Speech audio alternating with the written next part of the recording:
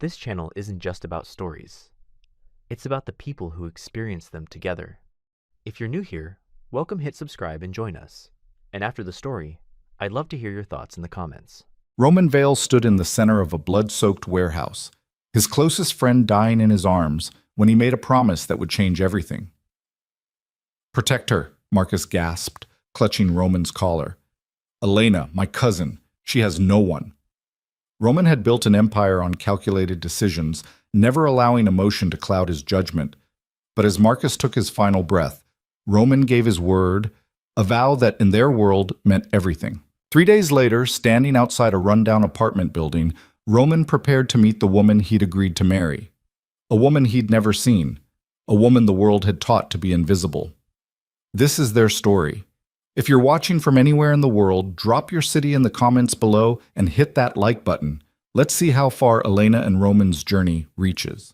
Oshu. The rain hammered against the cracked windows of the third-floor walk-up in South Brooklyn, each drop echoing through the narrow hallway like a countdown. Roman Vale stood perfectly still outside apartment 3C, his $2,000 suit already soaked from the brief walk from his car. Behind him, Victor, his head of security and the only man he trusted completely, shifted his weight, uncomfortable with the exposed position. "Boss," Victor said quietly, his hand resting on the weapon beneath his jacket. "We should have called ahead." Roman didn't respond. He'd been standing there for 3 minutes, staring at the peeling paint on the door, the tarnished brass numbers hanging slightly crooked. This building was a universe away from his penthouse in Tribeca, from the world of marble and steel, where he conducted business that made powerful men sweat. Yet Marcus had spent his final moments talking about the woman behind this door. "She's good," Marcus had whispered, blood bubbling at the corner of his mouth. "Too good for this life. But she has no one now. Her parents are gone. My family, they've always treated her like she doesn't exist, like she's not worth their time." Roman's jaw tightened at the memory. Marcus Cross had been more than his second in command.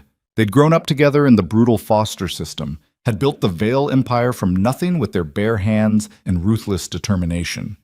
If Marcus had asked him to burn down the city, Roman would have struck the match. Instead, he'd asked for something far more complicated. Marry her, protect her, give her a life where she doesn't have to be invisible anymore. Roman raised his fist and knocked, 3 sharp raps that seemed to reverberate through the building. For a long moment, nothing. Then he heard it. Soft footsteps, hesitant, followed by the slide of a chain lock. The door opened a crack, and a pair of wide brown eyes peered out at him. "Yes?" The voice was barely above a whisper, cautious in a way that spoke of long experience with disappointment. "Elena Cross?" Roman kept his voice level, professional, though something in her gaze made his carefully constructed speech falter for just a moment. "Who's asking?" "My name is Roman Vale. I was a friend of your cousin Marcus. May I come in?" The door didn't move. Those brown eyes studied him with an intelligence that caught him off guard, traveling from his face to Victor's imposing presence, then back again. "Marcus is dead," she said finally, and there was a world of grief packed into those 3 words. "The funeral was yesterday, so whatever business you had with him, I know he's dead. I was there when it happened." Roman's voice came out harder than he intended. "I need to speak with you about his final wishes. Please." The silence stretched between them like a living thing. Then, slowly, the chain slid free and the door opened fully. Roman had prepared himself for many possibilities. Marcus had never spoken much about his cousin, only that she'd been overlooked her entire life, that their family treated her with a casual cruelty that had driven Marcus to furious frustration. But Roman dealt in information, in leverage. He'd expected to find those details useful in determining his approach. What he hadn't expected was the wave of recognition that hit him when he saw her fully. Elena Cross was not what society would call conventionally beautiful. She was fuller figured, her body soft where the women in Roman's world were angular and sharp. Her face was round, gentle, framed by dark hair pulled back in a simple ponytail. She wore an oversized sweater and jeans that had seen better days, and her bare feet were small against the worn hardwood floor. But her eyes. Those eyes held depths that made something in Roman's chest constrict. They were cautious, yes, but also fierce in their own quiet way, intelligent, searching, and currently filled with a grief so profound it was almost tangible. "You have 5 minutes," Elena said, stepping back to let them enter. "I have to leave for work soon." The apartment was tiny, a studio barely larger than Roman's walk-in closet, but it was meticulously clean, with books stacked in careful piles against one wall and a small desk in the corner covered with what looked like nursing textbooks. The scent of chamomile tea hung in the air, mixing with the rain smell from outside. Victor remained by the door, his presence filling the small space. Elena's gaze flickered to him nervously before returning to Roman. "You can sit if you want," she offered, gesturing to a threadbare couch that looked like it had been rescued from a curb. She didn't sit herself, instead wrapping her arms around her middle in a protective gesture that Roman recognized immediately. She was bracing for impact, smart woman. "I'll stand," Roman said. "What I have to say won't take long." Elena nodded, waiting. She didn't fidget, didn't fill the silence with nervous chatter. She just stood there with that quiet dignity, and Roman found himself reassessing every assumption he'd made on the drive over. "Marcus made me promise something before he died," Roman began, choosing his words with the precision he usually reserved for business negotiations. "He asked me to protect you, to make sure you were taken care of." Something flickered across Elena's face, pain, maybe, or resignation. "That sounds like Marcus. He was always trying to fix things for me, but I don't need protection, Mr. Vale. I'm doing fine on my own." "Are you?" Roman let his gaze sweep the apartment again, taking in the cracks in the ceiling, the single-pane windows that did nothing to keep out the cold, the hot plate in the corner serving as her kitchen. "Working 2 jobs while trying to finish nursing school? Living in a building where the locks don't work and the landlord hasn't made a repair in 5 years? Elena's spine stiffened. "I don't know what Marcus told you about my situation, but I'm not a charity case. I don't need—" "He asked me to marry you." The words dropped between them like a stone into still water. Elena's mouth, which had been open to continue her protest, snapped shut. She stared at him as if he'd spoken in a foreign language. "Excuse me?" "Marcus's final request was that I marry you and provide you with the protection and resources of my name and position. In exchange, you would become part of my household for a period of 1 year, after which time you would be free to leave if you chose, with a settlement that would ensure you never had to worry about money again."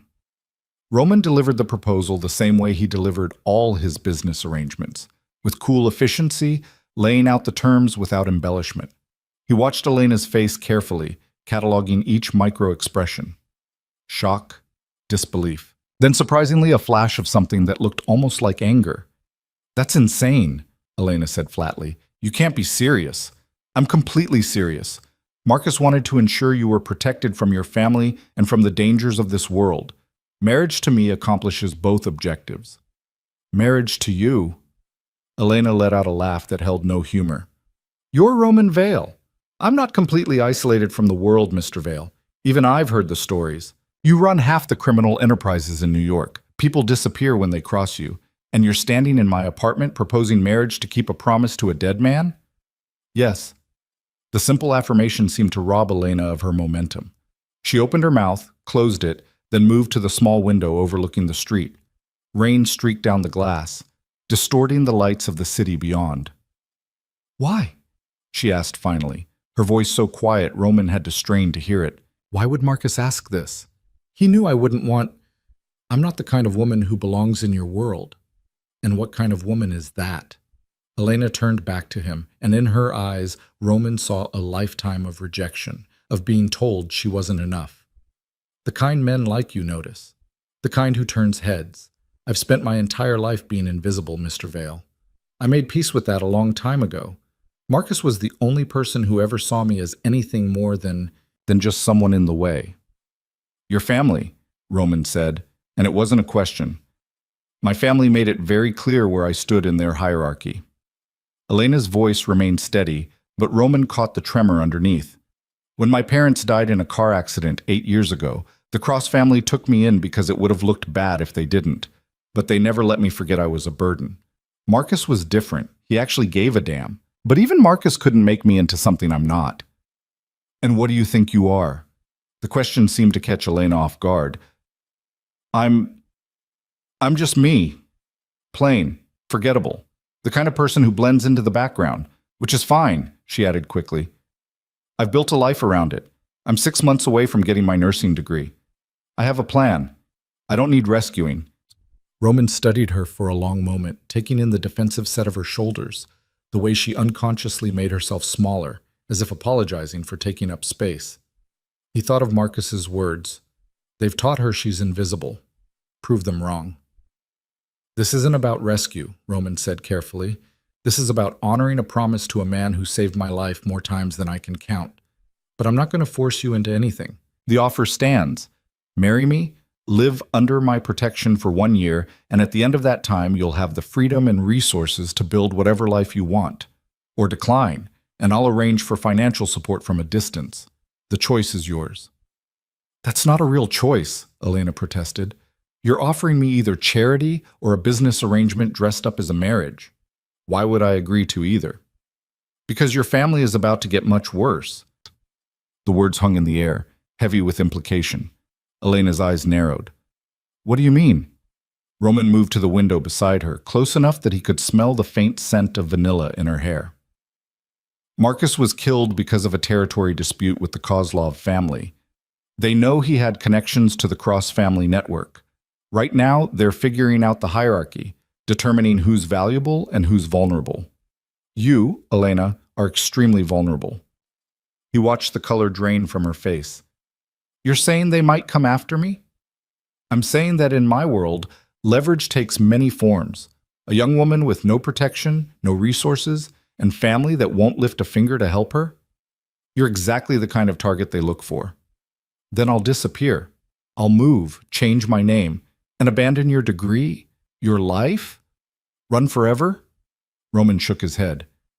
Or you could accept my protection. As my wife, you become untouchable. No one in this city would dare harm you.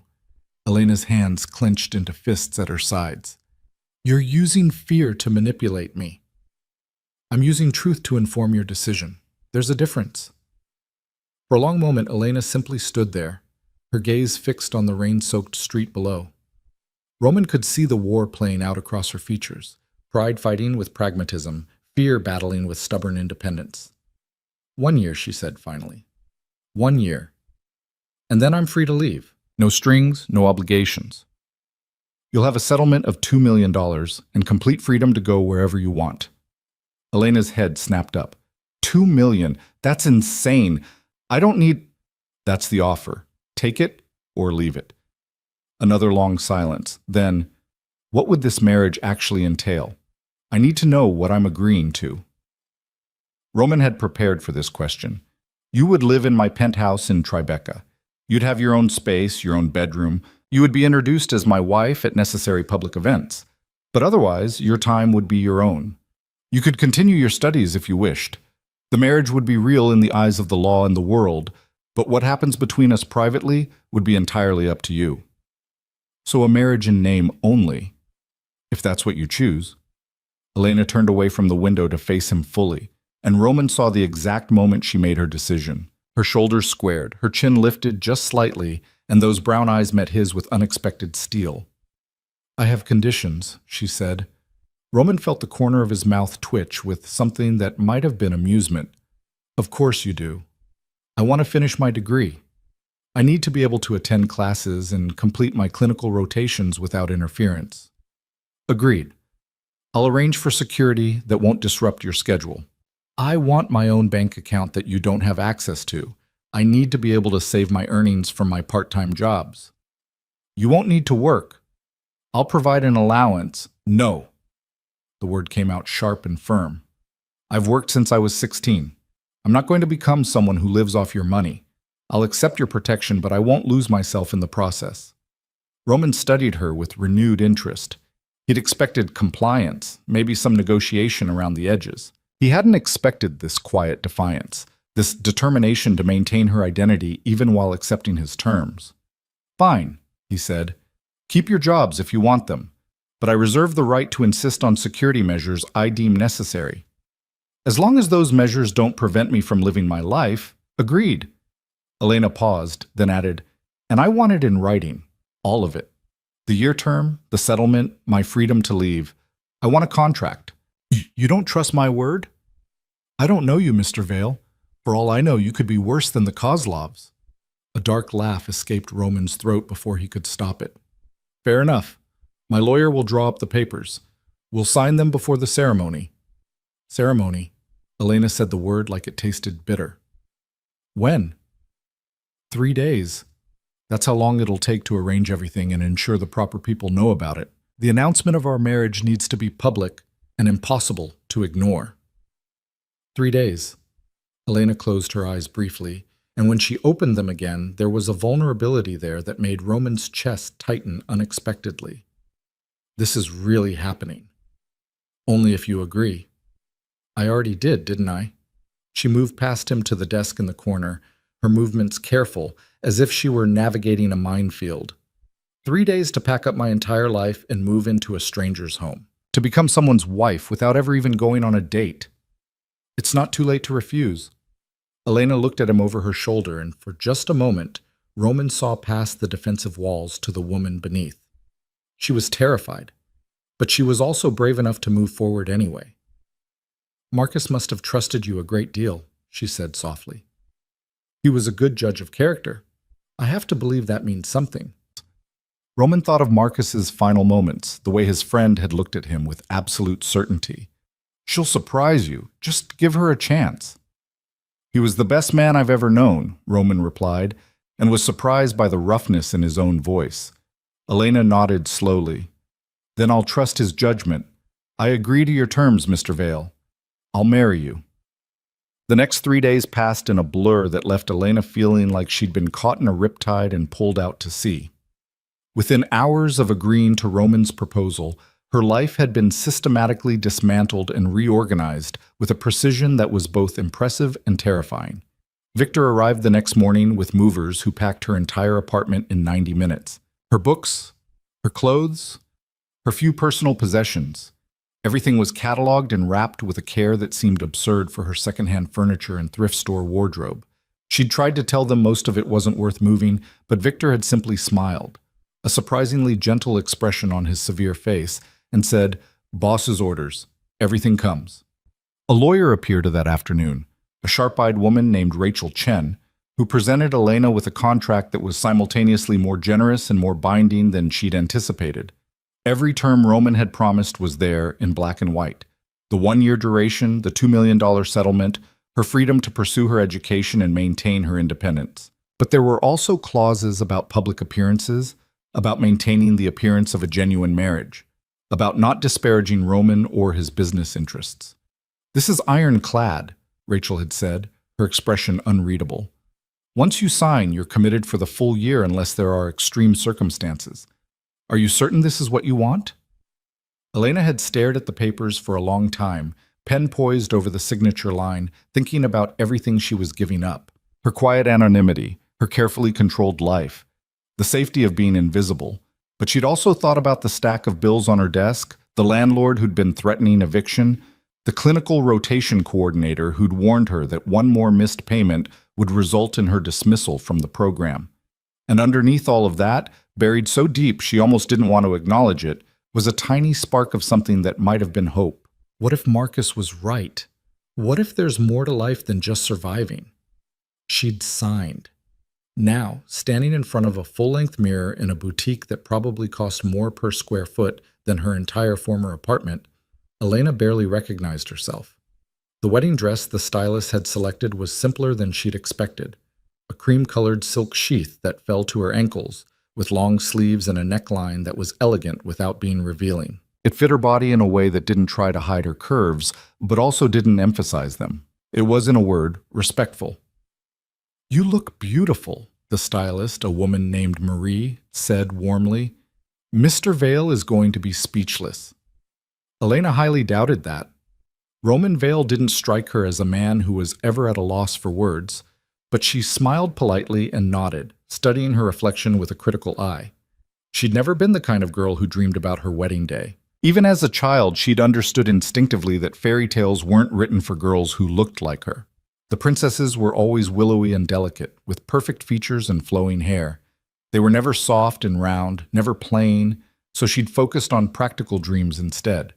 Becoming a nurse, helping people, building a quiet life where she could make a difference without needing to be seen. This, standing in a designer dress preparing to marry a man she'd met 3 days ago, this was so far outside her imagined future that it felt like someone else's life. "We need to do something about your hair," Marie said, circling Elena with an assessing eye. "And makeup. Mr. Vale specifically requested—" "What did he request?" Elena cut in, suddenly anxious. Was Roman already trying to change her, to mold her into something more acceptable? Marie smiled. He said, and I quote, "Don't make her look like someone she's not. Just help her feel confident." Those were his exact words.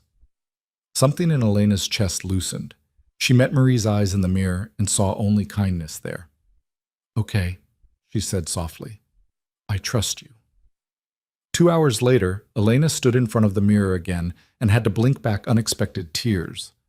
Marie hadn't transformed her into some Hollywood version of beauty. Instead, she'd somehow made Elena look like the best version of herself. Her hair fell in soft waves around her shoulders, her makeup was subtle but defined, emphasizing her eyes and the curve of her lips. She looked pretty. Not magazine cover gorgeous, but genuinely, authentically pretty. "Perfect," Marie declared. "Now, the car will be here in 20 minutes. Do you need anything? Water? A moment alone?" "A moment," Elena managed. "Please." When the boutique was finally quiet, Elena sank onto the small couch in the dressing area and let herself feel the full weight of what she was about to do.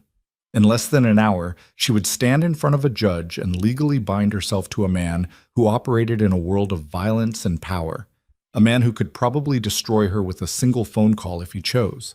But he'd also been Marcus's closest friend, and Marcus, for all his flaws, had never steered her wrong. Her phone buzzed. A text from an unknown number. "The car is waiting. Take your time. R.V. Roman." She stared at the initials, then typed back, "I'm ready." The response was immediate. "No, you're not. But that's okay. Neither am I." Elena found herself smiling despite the anxiety churning in her stomach. Maybe Roman Vale was more human than his reputation suggested. The courthouse ceremony was nothing like the weddings Elena had seen in movies. There were no flowers, no music, no guests filling pews, just a small private room with wood-paneled walls, a flag in the corner, and a judge who looked like she performed these quick civil ceremonies a dozen times a day. Roman was already there when Elena arrived, standing near the window in a charcoal suit that probably cost more than her tuition. Victor flanked him on one side, and Rachel Chen stood on the other, serving as their witnesses. When Roman turned and saw her, something flickered across his face, too quick for Elena to identify before his expression smoothed back into its usual controlled mask. But his eyes lingered on her a moment longer than necessary, and she felt heat rise to her cheeks. "You look nice," he said, his voice carefully neutral. "So do you." It was absurdly formal, ridiculously polite. They were about to get married, and they were speaking to each other like distant acquaintances at a business function. The judge cleared her throat. "Shall we begin?" What followed was perhaps the most clinical exchange of vows Elena could have imagined. No poetry, no personal touches, just the standard legal language of marriage contracts. "Do you, Roman Alexander Vale, take this woman? Do you, Elena Marie Cross, take this man?" Elena heard herself say, "I do," and wondered if this was what out-of-body experiences felt like. When it came time to exchange rings, Roman produced 2 simple gold bands from his pocket. No diamonds, no elaborate settings, just plain gold that caught the light as he slipped one onto Elena's finger. His hands were steady, warm, and surprisingly gentle. Elena took the other ring and slid it onto Roman's finger, struck by the intimacy of the gesture. This was the first time she'd deliberately touched him. His hands were larger than hers, scarred in places, the hands of a man who'd fought for everything he had. "By the power vested in me by the state of New York, I now pronounce you husband and wife." The judge snapped her book shut with a finality that made Elena's heart race. "You may kiss the bride." Elena's eyes widened. Somehow, in all her anxious preparation, she hadn't considered this moment. Roman's gaze met hers, and she saw the question there, a silent asking for permission. She gave the smallest nod. Roman stepped closer, his hand coming up to cup her cheek with unexpected tenderness. Then he leaned down and pressed his lips to hers in a kiss that was brief, chaste, and somehow still managed to steal her breath. When he pulled back, his eyes searched hers. "Okay?" he murmured, quiet enough that only she could hear. "Okay," she whispered back. And just like that, Elena Cross became Elena Vale. The penthouse was exactly as intimidating as Elena had imagined. Floor-to-ceiling windows overlooked Manhattan from 40 stories up, offering a view that made her dizzy. The interior was all clean lines and expensive materials, marble countertops, hardwood floors, furniture that looked like it belonged in a museum rather than a home. Everything was pristine, elegant, and absolutely devoid of personality. "Your room is this way," Roman said, leading her down a hallway lined with abstract art that probably cost more than most people's houses. "I had your things moved in this morning." He opened a door to reveal a bedroom that was larger than her entire former apartment. A king-sized bed dominated one wall dressed in soft gray linens. There was a sitting area with a couch and chair, a desk positioned near the windows, and two doors that presumably led to a closet and bathroom. "This is too much," Elena said automatically. "It's yours for the next year. Make it feel however you want it to feel." Roman gestured to the boxes stacked neatly in the corner. "Your books and personal items. If you need anything else, furniture, decorations, whatever, just tell Victor or me." Elena nodded, unable to form words. The reality of her new situation was settling over her like a heavy blanket. Roman seemed to sense her overwhelm. "I'll let you settle in. I have some calls to make. If you need anything, my room is at the end of the hall, and Victor's quarters are on the lower level. The kitchen is fully stocked, or I can have food brought up." "I can cook," Elena heard herself say. "I mean, if that's okay. I'm used to making my own meals." "Of course it's okay. This is your home now, too." Roman paused at the doorway, his expression unreadable. "Elena, I know this is strange, but I meant what I said. You're safe here, and you're free to live your life as you choose." Then he was gone, leaving Elena alone in her new bedroom with its view of the city and its unsettling luxury. She sank onto the edge of the bed and finally let herself feel the full weight of what she'd done. She was married to Roman Vale, living in his penthouse, wearing his ring on her finger. "What the hell have I gotten myself into?" Ba said. The first few days established a routine that was both comfortable and deeply weird. Elena quickly learned that Roman was an early riser, usually up by 5 for a punishing workout in the building's private gym. She'd hear him leave and then return around 6:30, his footsteps quiet in the hallway as he headed to the shower. She'd emerge around 7 to find fresh coffee already made, the pot kept warm in the pristine kitchen. Roman would be at the dining table with his laptop and phone, conducting business in that low, controlled voice that somehow managed to be both courteous and absolutely terrifying. The first morning she'd hesitated in the doorway, unsure if she was welcome to intrude on his workspace. He'd looked up, spotted her hovering uncertainly, and simply gestured to the chair across from him. "Good morning," he'd said. "Coffee's ready." And that was it. No fanfare, no awkwardness. Just an acceptance of her presence that made something in Elena's chest ease slightly. She'd started bringing her laptop to breakfast, working on assignments while Roman handled his considerably more dangerous business dealings. It should have been strange, a nursing student and a crime boss sharing morning coffee, like a normal married couple. But somehow it worked. Elena learned to tune out the more disturbing parts of Roman's conversations. She didn't want to know about shipments or territories or what happened to people who broke agreements. That was his world, and she was just passing through it, or so she kept telling herself. On the 4th night of their arrangement, Elena couldn't sleep. She'd been tossing and turning for hours, her mind refusing to quiet, so she finally gave up and padded out to the kitchen in her pajamas, an old NYU t-shirt and flannel pants that had seen better days. The penthouse was dark except for the city lights streaming through the windows. Elena moved quietly, not wanting to disturb Roman, and was reaching for the kettle when a voice from the shadows nearly made her jump out of her skin. "Can't sleep?" She spun to find Roman sitting in one of the leather chairs near the windows, barely visible in the darkness. He was wearing track pants and a t-shirt, his feet bare, looking more human than she'd yet seen him. "Sorry," Elena gasped, hand pressed to her racing heart. "I didn't know you were there. I was just going to make some tea." I have the same problem. Roman rose and moved into the kitchen, turning on the low lights over the stove. "Mind if I join you?" "It's your kitchen." "It's our kitchen." He pulled down 2 mugs from the cabinet. "What kind do you want?" They ended up sitting at the kitchen island with chamomile tea, the silence between them surprisingly comfortable. Elena cupped her hands around the warm mug and watched the steam rise, hyper-aware of Roman's presence beside her. "Can I ask you something?" she said finally. "Of course." "Why did you really agree to Marcus's request? I know you said you owed him, but this is a big commitment, a year of your life tied to a stranger. You could have just given me money, set me up somewhere safe. Why marriage?" Roman was quiet for a long moment, his gaze fixed on his tea. When he finally spoke, his voice was rougher than usual. "Marcus saved my life. Multiple times. The last time was 2 years ago. A deal went bad and I walked into an ambush. Marcus took 3 bullets meant for me. He nearly died." Roman's jaw tightened. "When I visited him in the hospital, he made me promise that if anything ever happened to him, I'd look after you properly. Not just with money, but with real protection, the kind that only comes from a name like mine." "But why me?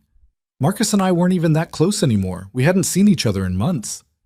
"You were the only person he talked about from his old life, the only one he spoke of with actual affection." Roman turned to look at her then, his dark eyes intense in the low light. "He said you were the best person he knew, that you deserved better than what life had given you." Elena felt tears prick her eyes. "He was wrong. Don't."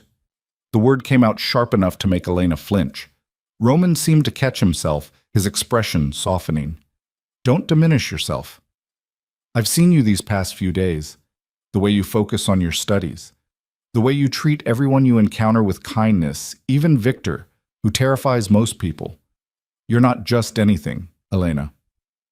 The use of her first name, combined with the unexpected compliment, left Elena momentarily speechless. She stared at Roman, this dangerous man who'd somehow become her husband, and wondered if maybe Marcus had known exactly what he was doing. "Thank you," she managed finally. "For saying that." Roman nodded, then stood to rinse his mug. "You should try to get some sleep. You have class tomorrow, don't you?" "At 9. Victor will drive you. He'll be discreet, but he stays close. Non-negotiable," Roman added when he saw her start to protest. Elena sighed. "Fine. But he has to wait in the car. I don't need a bodyguard following me into lectures on pharmacology." "Agreed." Roman paused at the doorway, then looked back at her. "Elena, thank you for doing this. I know it's not what you wanted, but I'm glad you're here."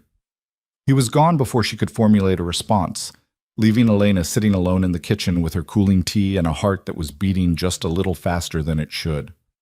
The first real test of their arrangement came 2 weeks after the wedding, when Roman informed Elena they'd been invited to a charity gala. "It's important that we're seen together," he explained over breakfast. "The announcement of our marriage has already raised questions. We need to present a united front."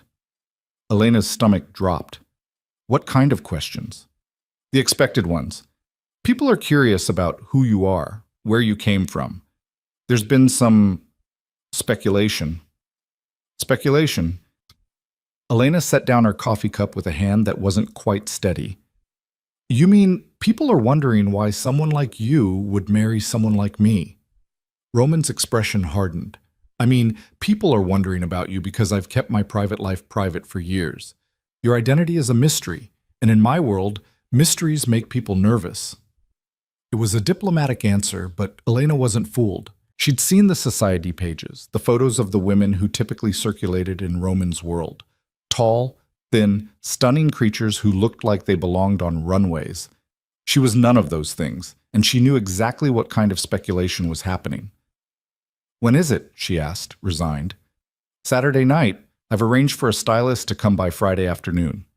I can dress myself." "I know you can, but this is different. These events have, expectations." Elena wanted to argue, to insist she didn't need someone else to make her acceptable for his world. But the look in Roman's eyes, something that was almost apologetic, made her swallow her pride. "Fine," she said. "Whatever you think is necessary."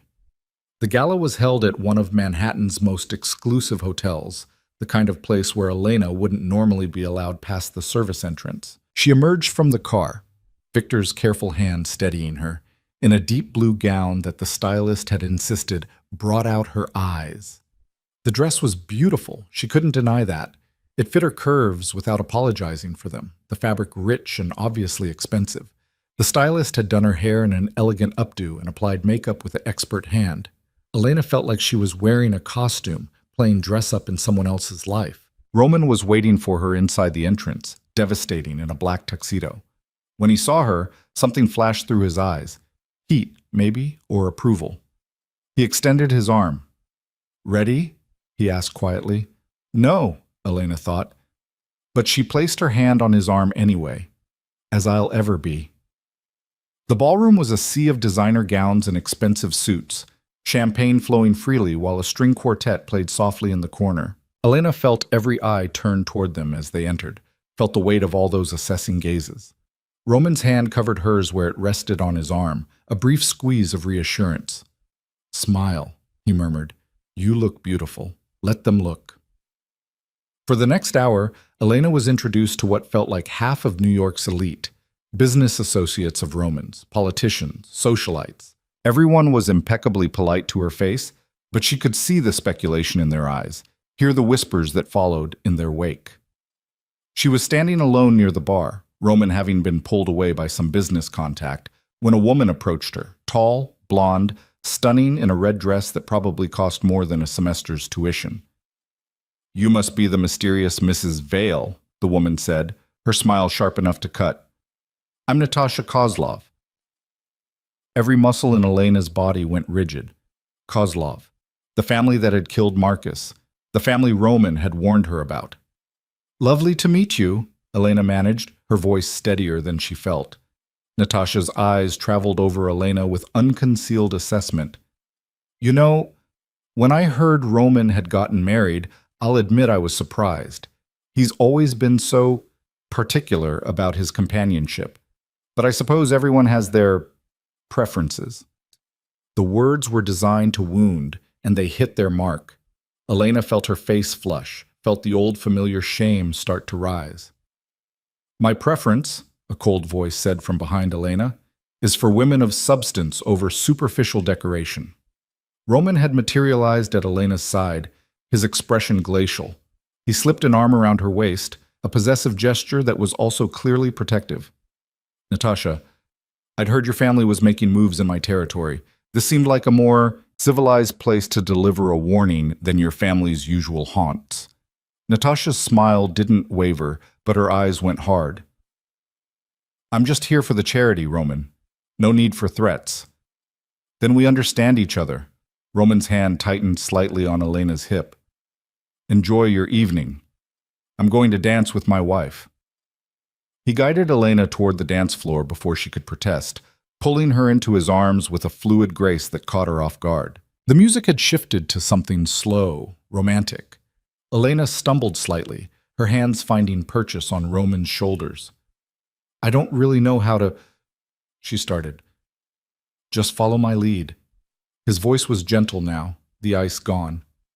"And don't let people like Natasha Kozlov get to you. She's trying to find weaknesses. Don't give her any." "Kind of hard when I am the weakness," Elena muttered. Roman's hand on her back pressed her closer. "You're not a weakness. You're—" He paused, seeming to struggle with the words. "You're important. To this arrangement. To me, fulfilling my promise to Marcus." It wasn't a declaration of affection, but it also wasn't nothing. Elena let herself relax slightly into the dance, let Roman guide her across the floor with a confidence that made her feel almost graceful. "She was beautiful," Elena said quietly. "That Natasha woman. The kind of beautiful people expect to see with you. She's a viper in designer clothes whose family murders people for profit. Beautiful means nothing without substance." "Is that what I have? Substance?" Roman looked down at her, and in his dark eyes, Elena saw something that made her breath catch. More than anyone else in this room. The rest of the evening passed in a blur. More introductions, More careful navigation of conversations that were really negotiations disguised as small talk. But through it all, Roman stayed close, his hand finding hers or resting at the small of her back. Small touches that in public looked affectionate, but that Elena suspected were equally about protection. It wasn't until they were back in the car, the city lights streaming past the windows, that Elena let herself fully exhale. "You did well tonight," Roman said from beside her. "I felt like a fraud." "You weren't. You were exactly who you are. That's more than most people in that room can say." Elena turned to look at him, this complicated man who'd become her husband through the strangest of circumstances. "Can I ask you something?" "Always." "What did you see when you first looked at me? That day you came to my apartment. What was your first impression?" Roman was quiet for so long that Elena thought he might not answer. Then, "I saw someone who'd learned to make herself invisible to survive. Someone who'd been taught she didn't matter. And I saw someone who deserved better than what the world had given her." That's what Marcus said, apparently. Marcus was right. Roman's gaze met hers in the darkness. He usually was. When they arrived home, Elena expected Roman to retreat to his office or his room like he usually did. Instead, he followed her to the kitchen when she went to make her nightly tea. "Can I ask you something now?" he said, leaning against the counter as she filled the kettle. "Fair's fair." "Why nursing? Out of everything you could have pursued, why that?" Elena measured out tea leaves into the infuser, considering her answer. "When my parents died, I spent 3 days in the hospital. They'd been in ICU, and I was there around the clock, waiting for news that never came. The nurses were the only people who treated me with any kindness during that time. They saw me crying in the hallway at 3 a.m. and brought me tea. They explained what was happening in terms I could understand. They made the worst experience of my life slightly more bearable." She poured hot water over the tea leaves, watching them unfurl. "I wanted to be that person for someone else, the person who shows up and cares when everything is falling apart." When she finally looked at Roman, his expression was unguarded in a way she'd never seen before. "That's a good reason," he said quietly. They drank their tea in companionable silence, and for the first time since this strange arrangement had begun, Elena felt like maybe, just maybe, they could find their way through this year together. What she didn't know was that everything was about to change, because in 3 days the Cross family would come calling, and Elena's quiet, invisible life would finally, irrevocably shatter. The call came on a Tuesday morning while Elena was reviewing her notes for an upcoming exam on cardiac pathology.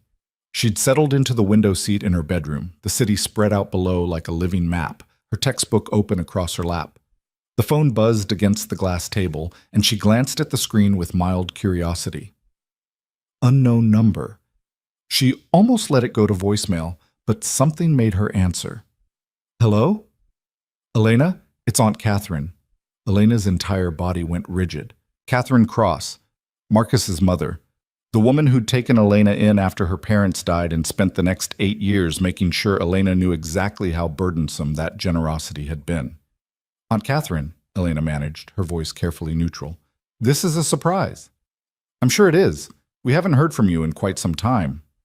The reproach in Catherine's tone was subtle but unmistakable.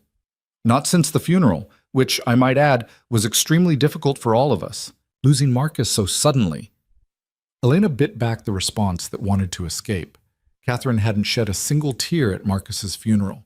She'd spent the entire service networking with the other attendees, treating her son's death like an inconvenient social obligation. "It's been a difficult time," Elena said instead. "Yes, well, that's actually why I'm calling. I heard the most extraordinary rumor, and I wanted to hear it from you directly. Is it true that you've gotten married?" There it was. The real reason for the call. Elena should have known the news would reach the Cross family eventually. She'd been naive to think she could keep it quiet. "Yes," she said simply. "I got married 2 weeks ago." The silence on the other end was deafening. Then, 2 weeks. "And you didn't think to inform your family?" "We had to hear about it through the society pages, Elena. Do you have any idea how embarrassing that was?" "I didn't think you'd be interested," Elena replied, keeping her voice level despite the anger starting to simmer in her chest. "We haven't exactly been close." "That's hardly the point." You're still a cross, whether you like it or not.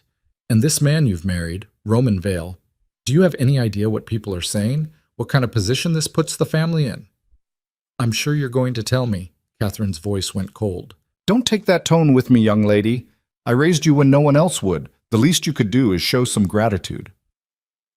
Elena closed her eyes, counting to 10. This was exactly why she'd avoided the Cross family for months. Every conversation was a minefield.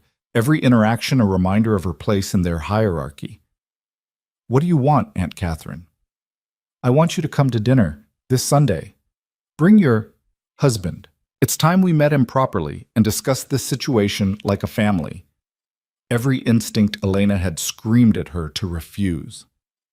The Cross family dinners were legendary exercises in subtle cruelty, with Elena usually serving as the primary target. The thought of bringing Roman into that environment made her stomach turn. I'll have to check with Roman, she hedged. I'm sure he can make time, unless, of course, the rumors are true and this marriage is just some kind of business arrangement. Catherine's voice dripped with false sweetness. People are saying all sorts of things, Elena, that you trapped him somehow, that he married you out of pity for poor Marcus. Wouldn't it be better to present a united front and show everyone those rumors are baseless?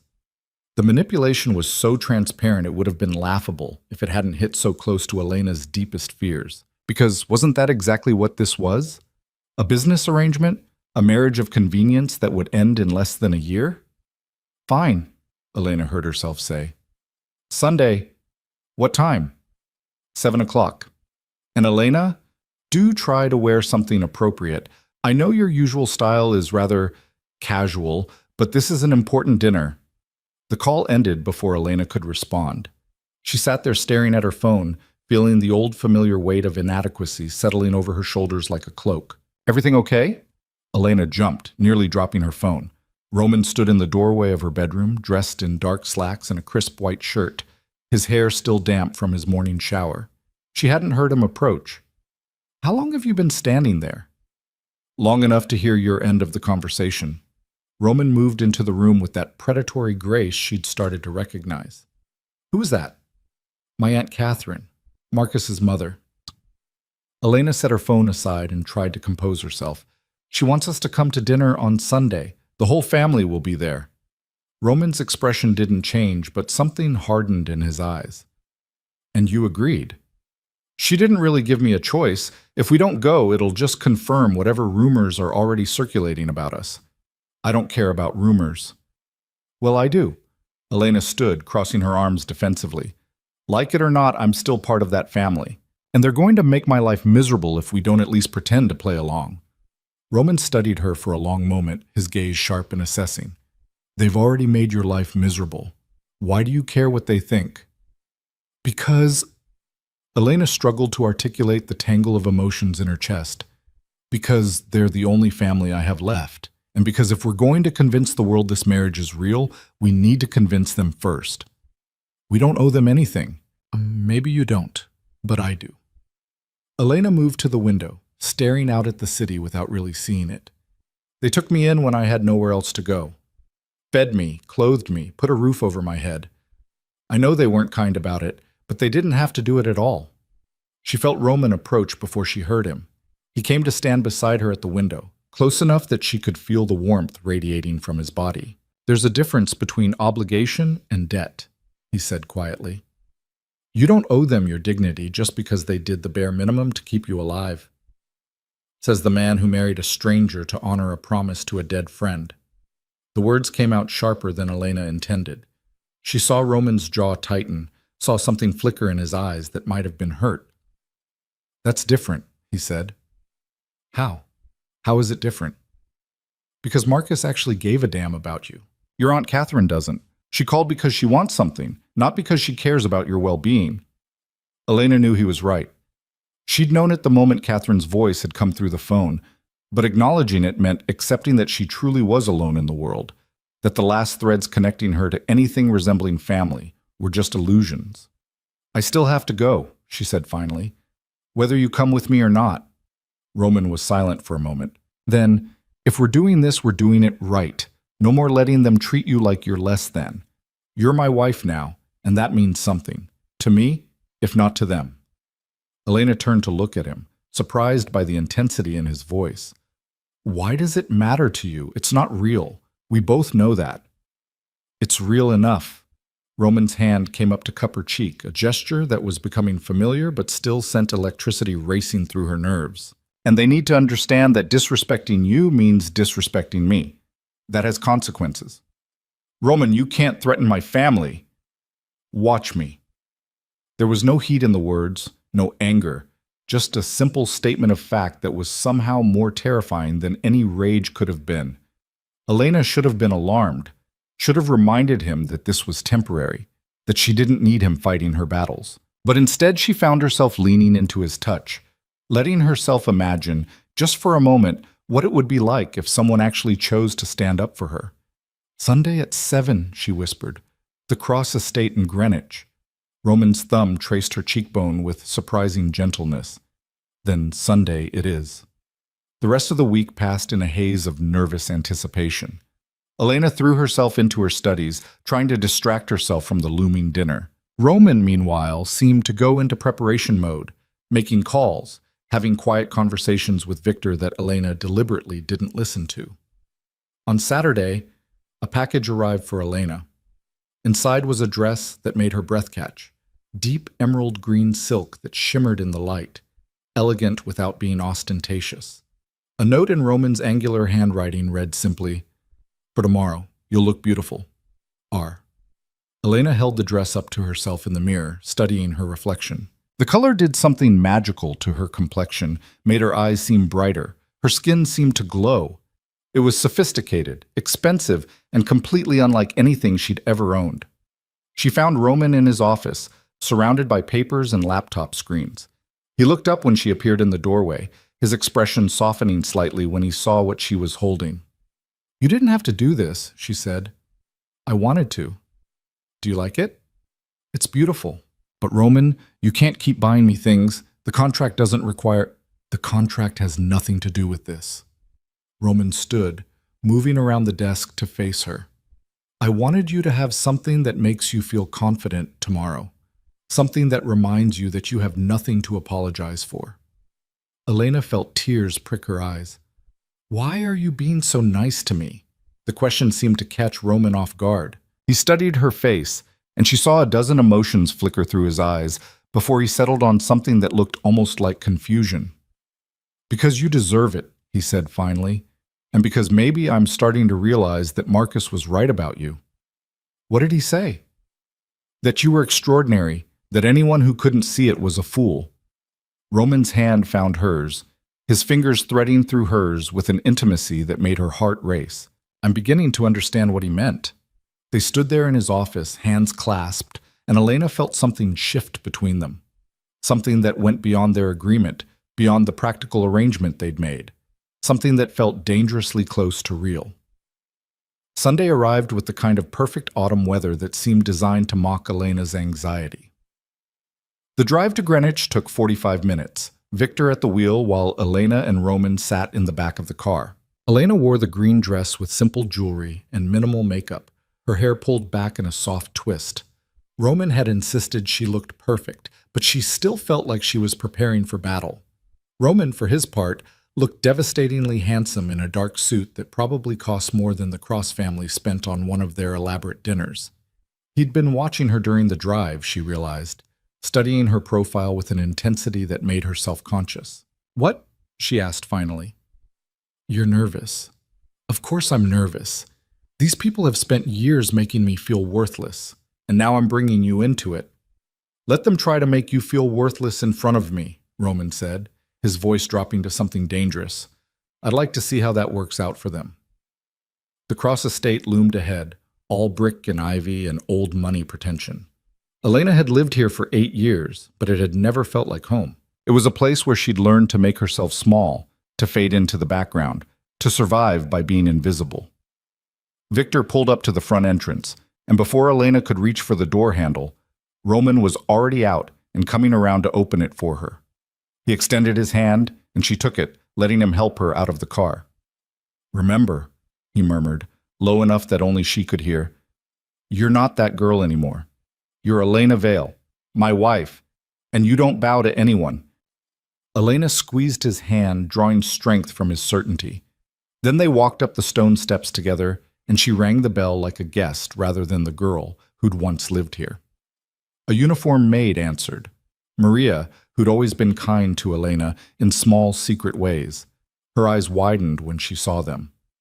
"Miss Elena," she breathed, then caught herself. "Mrs. Vale, please come in. The family is in the sitting room." The interior of this house was exactly as Elena remembered. Polished marble floors, expensive artwork, fresh flowers in crystal vases. Everything designed to impress, to intimidate, to remind visitors of the Cross family's status and wealth. Roman's hand found the small of her back as they followed Maria down the hallway, a warm pressure that grounded her. She could feel the coiled tension in his body, the predator beneath the civilized surface preparing to defend what was his. The sitting room doors opened to reveal the full Cross family assembled like a tribunal. Aunt Catherine held court from the center sofa, her silver hair perfectly styled, her designer dress immaculate. Beside her sat Uncle Richard, Marcus's father, who'd barely spoken to Elena during her entire time in their house. And scattered around the room were various cousins and their spouses, all dressed to the nines, all wearing expressions that ranged from curious to openly hostile. "Elena," Catherine said, rising with practiced grace, "how lovely to see you. And this must be Mr. Vale." "Mrs. Cross," that Roman's voice was polite but cool. "Thank you for the invitation." "Of course. Family is so important, don't you think?" Catherine's eyes traveled over Elena with barely concealed criticism. "Elena, dear, you look, well, that dress is quite bold for you." And there it was, less than 30 seconds in, and the first barb had landed. Elena felt herself starting to shrink, the old habits reasserting themselves. Then Roman's hand tightened on her waist. "She looks stunning. The color suits her perfectly." It was a simple statement, but the way Roman said it, with absolute conviction, brooking no argument, made Catherine's smile falter slightly. "Yes, well, please sit. Dinner will be ready shortly, but I thought we could have drinks first and get to know each other." Catherine gestured to the chairs arranged in a careful hierarchy. "Elena, why don't you sit there?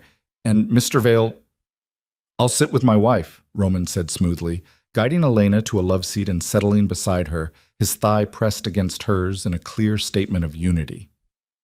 The room went quiet. Elena could feel everyone's eyes on them, could sense the subtle power struggle playing out. "Of course," Catherine said, her smile fixed. "How devoted. Richard, why don't you pour our guest some scotch? I assume you drink scotch, Mr. Vale?" "Roman," he corrected. "And yes, thank you." As Uncle Richard moved to the bar cart, one of the cousins, Jessica, who'd always been particularly cruel, leaned forward with a smile that didn't reach her eyes. "So, Roman," she purred, "we were all so surprised to hear about the wedding. It was quite sudden, wasn't it? Elena's never even mentioned having a boyfriend." "Elena and I prefer to keep our private life private," Roman replied evenly. "But still, married after such a short courtship? Some people might wonder if there was a particular reason for the rush." Jessica's eyes dropped meaningfully to Elena's stomach. Elena felt her face flush with humiliation.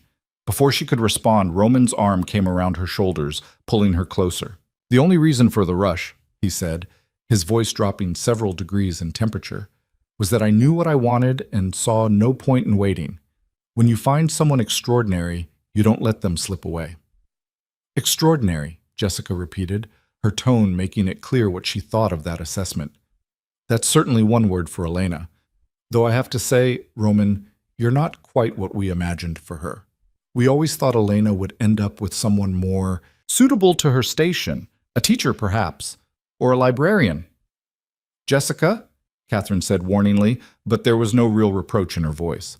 Roman's expression didn't change, but Elena felt the shift in his energy, from politely tense to genuinely dangerous. "And what station is that?" "Well, you know, Elena's always been more comfortable in the background. Simple pleasures, simple ambitions. Nothing wrong with that, of course. But you're Roman Vale. Your world is rather different from what Elena's used to." "My world," Roman said softly, "is exactly where Elena belongs. I'd suggest you remember that." The threat was unmistakable. Jessica's smile wavered, and she sat back in her chair, suddenly uncertain. Uncle Richard returned with drinks, breaking the tension. "A toast," he said, raising his glass. "To family. And to new additions." They all drank, though the atmosphere remained strained. Elena could barely taste the wine, her entire body vibrating with anxiety and suppressed anger. "So tell us, Elena," Catherine said, her voice deceptively sweet. "How exactly did you and Roman meet? You've been rather mysterious about the details." Elena opened her mouth, but her mind went blank. What was she supposed to say? That Marcus's dying wish had forced Roman into this arrangement? That they barely knew each other?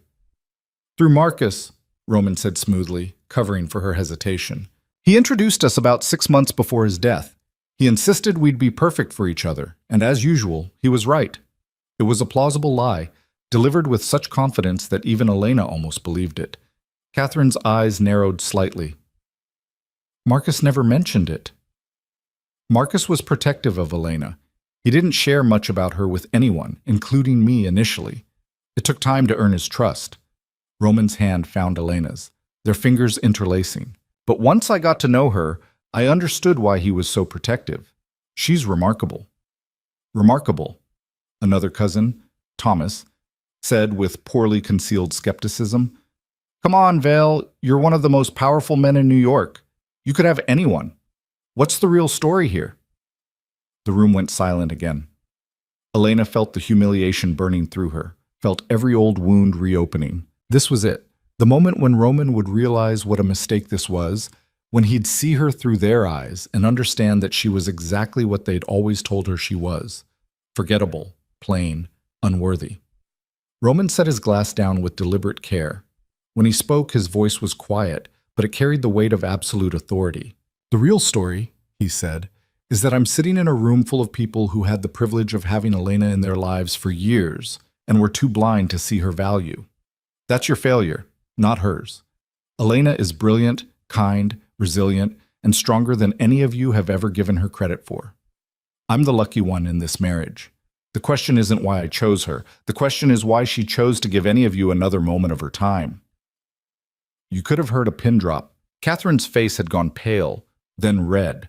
Richard looked like he'd swallowed something unpleasant. The cousins sat frozen, uncertain how to respond to being so directly called out. Elena's heart was pounding so hard she thought it might burst through her chest.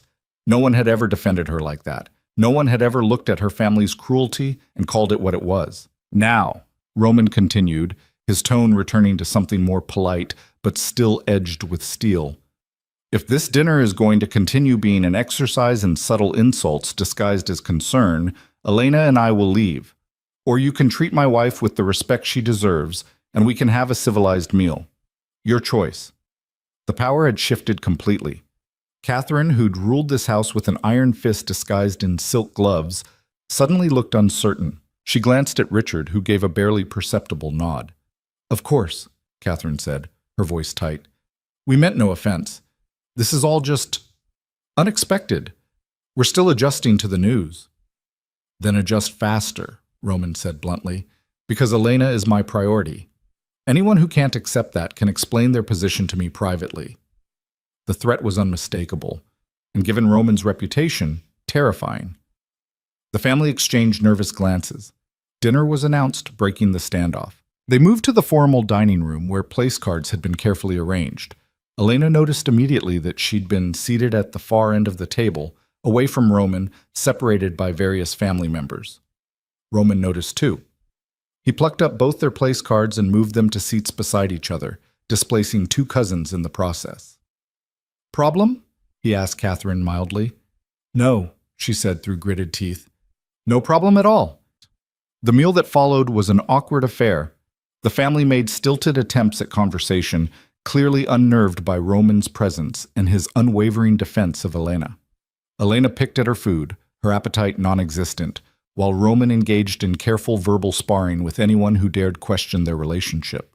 It was during the main course that Jessica, apparently unable to help herself, made one final attempt. "It must be quite an adjustment for you, Elena," she said, her voice dripping with false sympathy.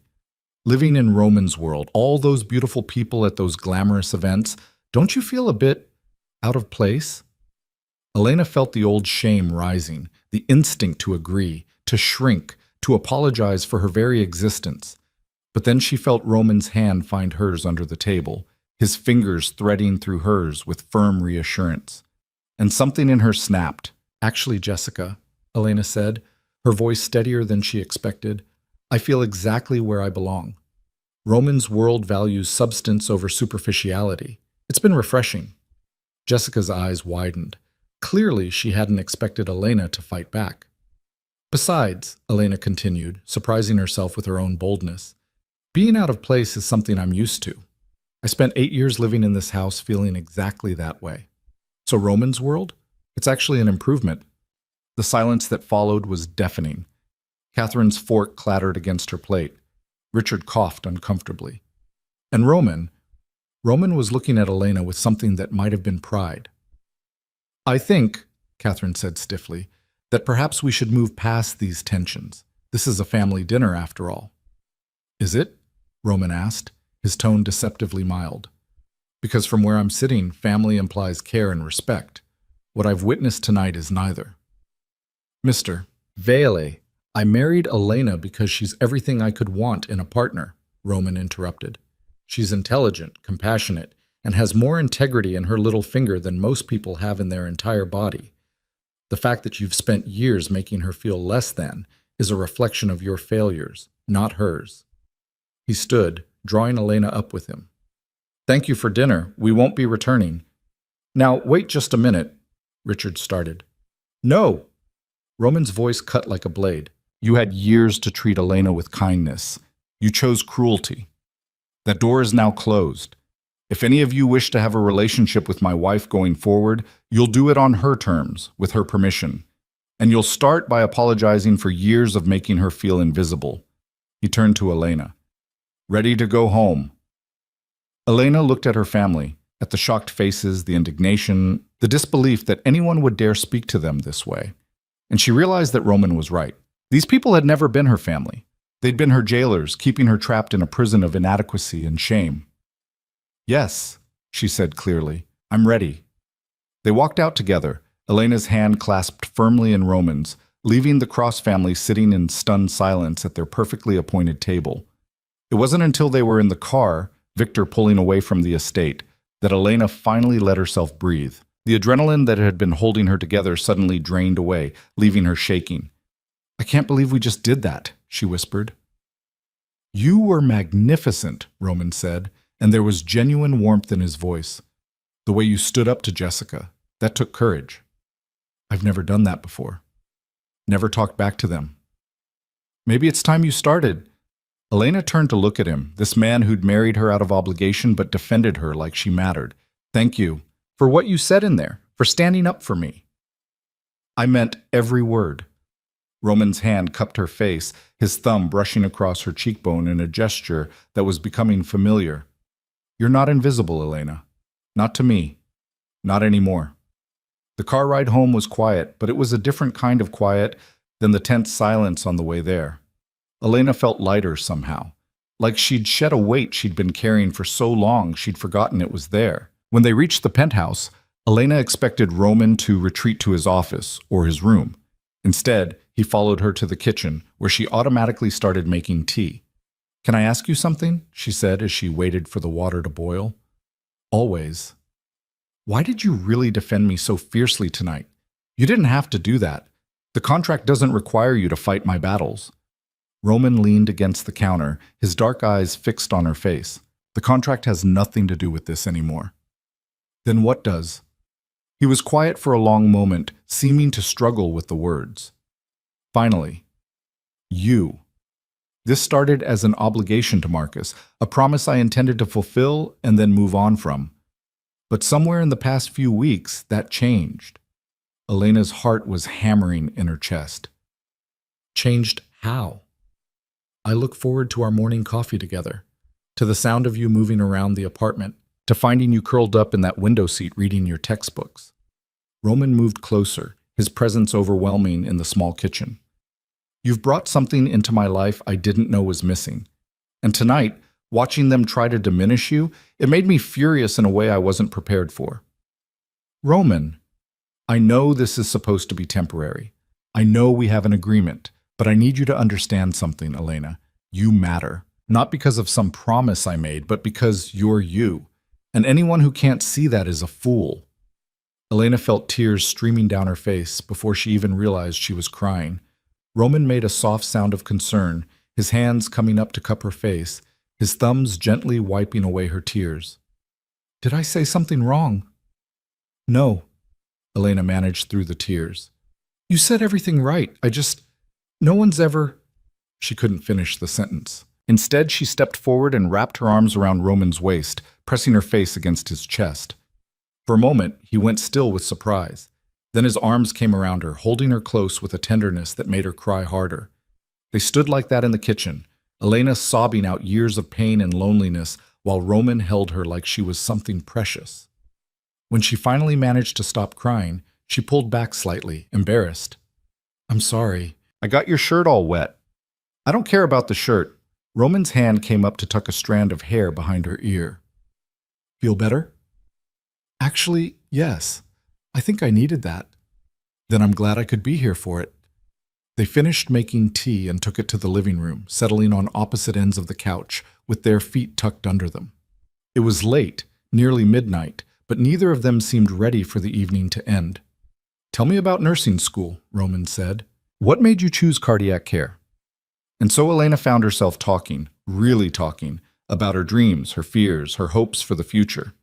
Roman listened with genuine interest, asking questions that showed he was actually paying attention.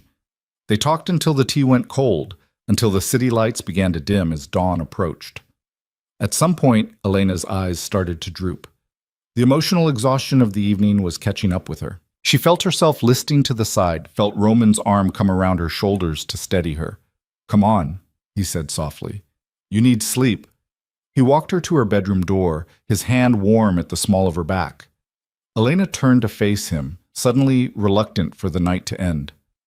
Roman, thank you for everything tonight. You don't need to thank me for treating you the way you deserve to be treated. He leaned down and pressed a kiss to her forehead, gentle, almost reverent. Then he pulled back, his eyes searching hers in the dim hallway light. Good night, Elena.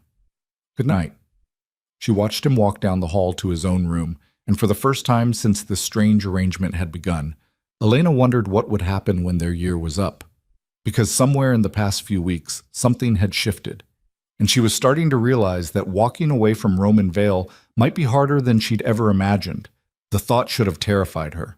Instead, as she climbed into bed and pulled the covers up, Elena found herself smiling into the darkness. Tomorrow, she'd worry about what this all meant. Tonight, she'd let herself feel something she hadn't felt in years.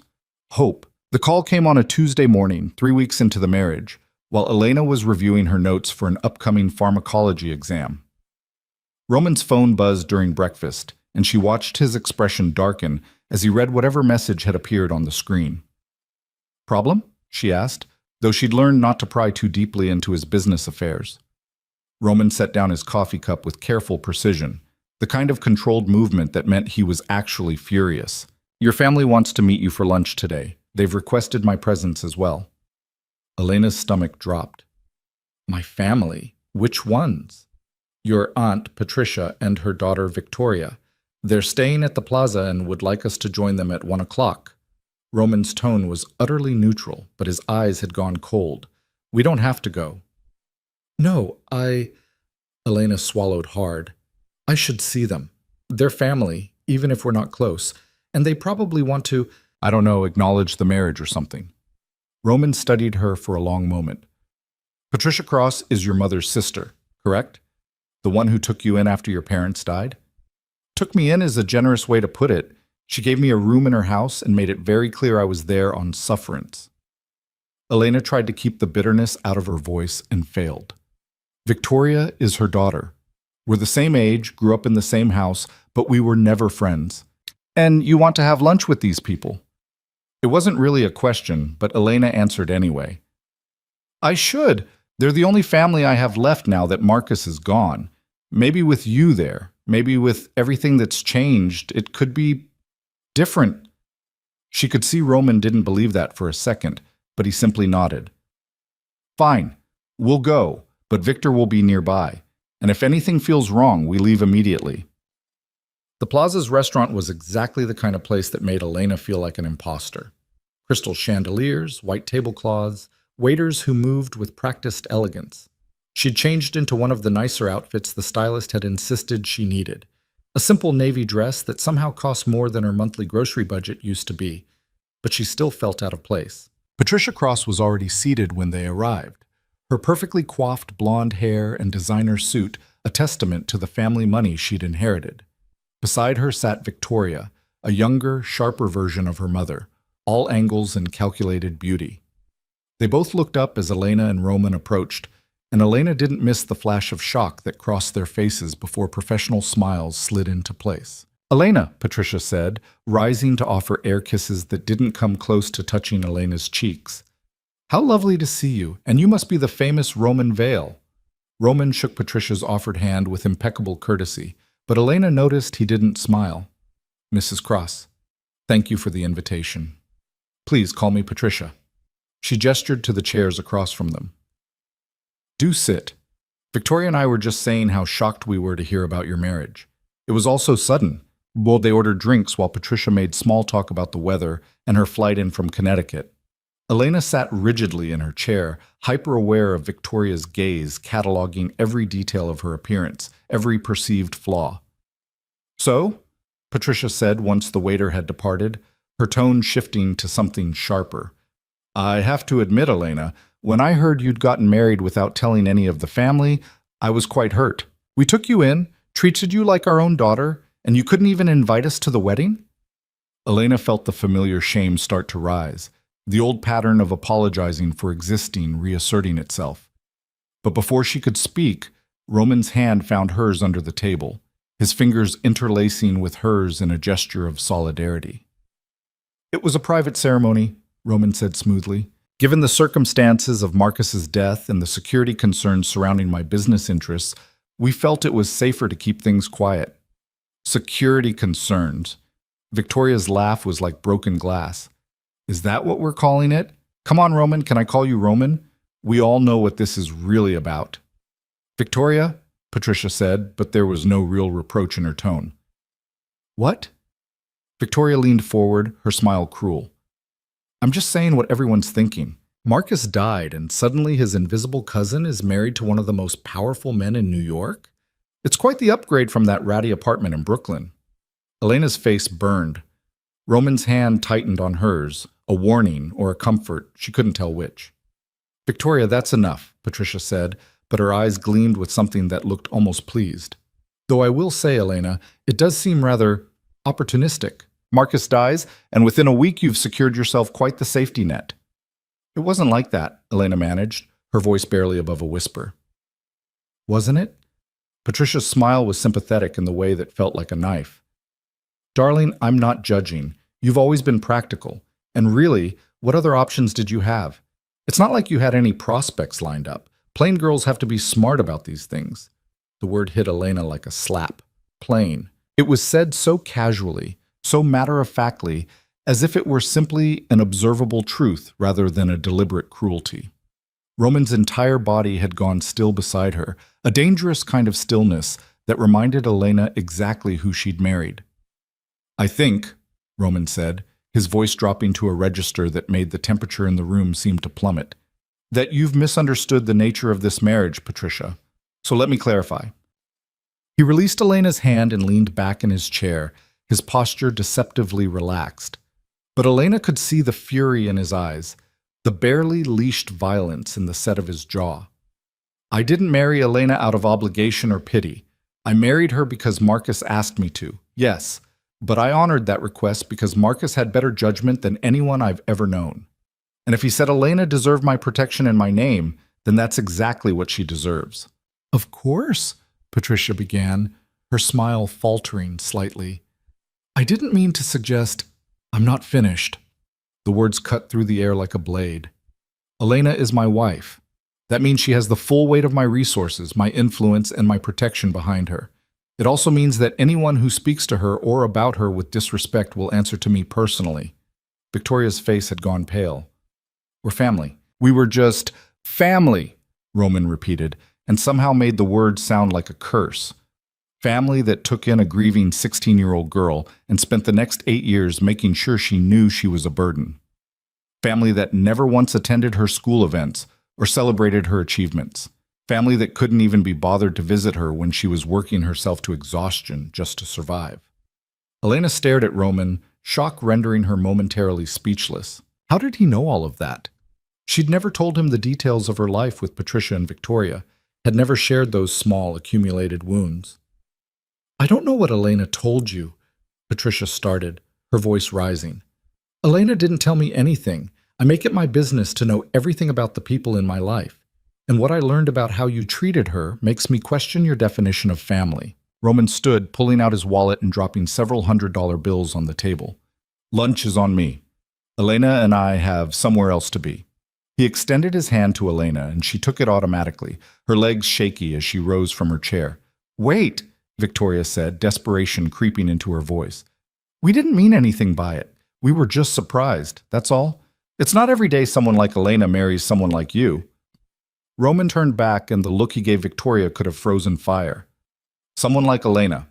You mean someone kind, intelligent, hardworking? Someone who chose to become a nurse so she could help people instead of living off family money and contributing nothing to the world? He paused. You're right. Someone like Elena is rare, which is exactly why I married her. Elena found herself being guided out of the restaurant, Roman's hand firm and steady at the small of her back. She was dimly aware of other diners staring, of the whispers that followed in their wake, but all she could focus on was the way her heart was pounding, the way something in her chest felt like it was cracking open. They made it to the car before she started shaking. I'm sorry, she gasped out as Victor pulled into traffic. I'm so sorry. I shouldn't have made you go. I knew how they were. I knew they'd... Stop. Roman turned to face her fully, his hands coming up to frame her face with surprising gentleness. You have nothing to apologize for. Nothing. Do you understand me? They were right, though. I am plain. I'm not the kind of woman who... Elena. Her name was a command, sharp enough to cut through her spiraling thoughts. Look at me. She forced herself to meet his eyes, expecting anger or disgust or confirmation of all her worst fears. Instead, she found something that looked almost like tenderness. You are not plain, Roman said firmly. You are beautiful in ways those women will never understand because they measure worth in inches and dress sizes instead of substance. And even if you were exactly what they called you, even if you were the plainest woman in New York, it wouldn't matter. Because beauty fades, Elena. Kindness doesn't. Intelligence doesn't. The strength it takes to survive what you've survived and still choose to be gentle with the world, that doesn't fade. Tears were streaming down Elena's face now, hot and fast and completely beyond her control. Why are you being so nice to me? Because you deserve it. Because Marcus was right about you. And because... Roman stopped, something flickering across his face that Elena couldn't quite read. Because you're my wife, and I protect what's mine. The possessiveness in those words should have bothered her. Instead, it made her feel safe in a way she never had before. Victor cleared his throat from the front seat. Boss, we're being followed. The shift in Roman was instantaneous. His hands dropped from Elena's face, his expression hardening into the dangerous mask she recognized from business dealings. How many cars? 2. Black SUVs, tinted windows. They picked us up leaving the plaza. Roman's jaw tightened. Kozlov's? Most likely. Can you lose them? Victor's smile was sharp. Does a bear... Yes or no, Victor? Yes, boss. What followed was the most terrifying 10 minutes of Elena's life. Victor wove through Manhattan traffic with a precision that seemed impossible, taking corners that made Elena grab for the door handle and running lights that had her closing her eyes in prayer. Roman remained perfectly calm beside her, one hand wrapped around hers, the other on his phone as he barked orders to someone on the other end. I want eyes on every Kozlov property in the city. If they're making a move, I want to know about it before they do. By the time Victor finally pulled into an underground parking garage, Elena didn't recognize. Her heart was trying to beat its way out of her chest. Safe house, Roman explained, seeing her confusion. We'll wait here until I'm certain it's clear. The safe house turned out to be a modest apartment in a nondescript building in Queens. It was nothing like Roman's penthouse, just 2 bedrooms, a small kitchen, and living room furnished with basic IKEA furniture. But it was clean and secure, with reinforced doors and windows that Roman checked personally before allowing Elena inside. "How long do we have to stay here?" she asked, sinking onto the couch with exhausted relief. "A few hours, probably, just until my people confirm the Kozlovs have backed off." Roman sat beside her, close enough that their shoulders touched. "I'm sorry, this isn't the afternoon you were expecting." Elena let out a laugh that was only slightly hysterical. "None of this is what I was expecting. 3 weeks ago, I was worried about making rent. Now I'm hiding in a safe house from Russian mobsters, after my aunt told me I'm too plain to deserve my own husband." "Your aunt is a bitter woman who raised a vicious daughter. Their opinions are worth less than nothing." "But they're not wrong." Elena turned to face him, needing him to understand. "Roman, I know what I am. I've known since I was a little girl watching the other kids at school, the ones who got picked first for teams and invited to parties. I'm not delusional. I know I'm not beautiful." Roman's hand came up to cup her chin, tilting her face toward the light filtering through the blinds. "You want to know what I see when I look at you?" Elena's breath caught. "What?" "I see brown eyes that actually look at people instead of through them. I see a woman who wakes up at 5 a.m. to study so she can help save lives. I see someone who makes tea for a man she barely knows because she noticed he can't sleep." His thumb brushed across her cheekbone, the touch so gentle it made her ache. "I see someone who's been told she's not enough for so long that she believes it. And I see someone I want to prove wrong." "Why?" The word came out as barely a whisper. "Why do you care?" Roman was quiet for a long moment, his dark eyes searching hers. "Because Marcus asked me to. Because you deserve better than what you've been given. And because when you smile, really smile, not that polite thing you do for strangers, it changes your whole face. And I find myself wanting to see it more." Elena didn't make a conscious decision to kiss him. One moment she was staring at him, trying to process what he'd just said, and the next she was leaning in, pressing her lips to his with a desperation that surprised them both. Roman went still for half a heartbeat, and Elena started to pull back, mortification flooding through her. But then his hand slid into her hair and he was kissing her back, deep and slow and thorough. It was nothing like their brief wedding kiss. This was real. This was a man claiming what he wanted with an intensity that made Elena's toes curl. When they finally broke apart, both breathing hard, Roman rested his forehead against hers. "We should talk about this," he said, his voice rough. "Probably. Set some boundaries. Figure out what this means." "Definitely." Neither of them moved. "Elena, I know this isn't real," she said quickly, before she could lose her nerve. "I know this is just a business arrangement that happens to have a marriage license attached. But right now, in this moment, could we pretend?" Roman pulled back enough to look at her properly. "Pretend what?" "That this is real. That you actually want me. That I'm not just some obligation you inherited from your dead friend." She forced herself to hold his gaze even though vulnerability was making her skin feel too tight. "I've never had this before. Someone looking at me the way you're looking at me right now. Someone defending me like you did in that restaurant. I know it's not real, but could we just—" "Who says it's not real?" Elena's words died in her throat. "What?" "This marriage started as an arrangement, yes, a promise I made to Marcus.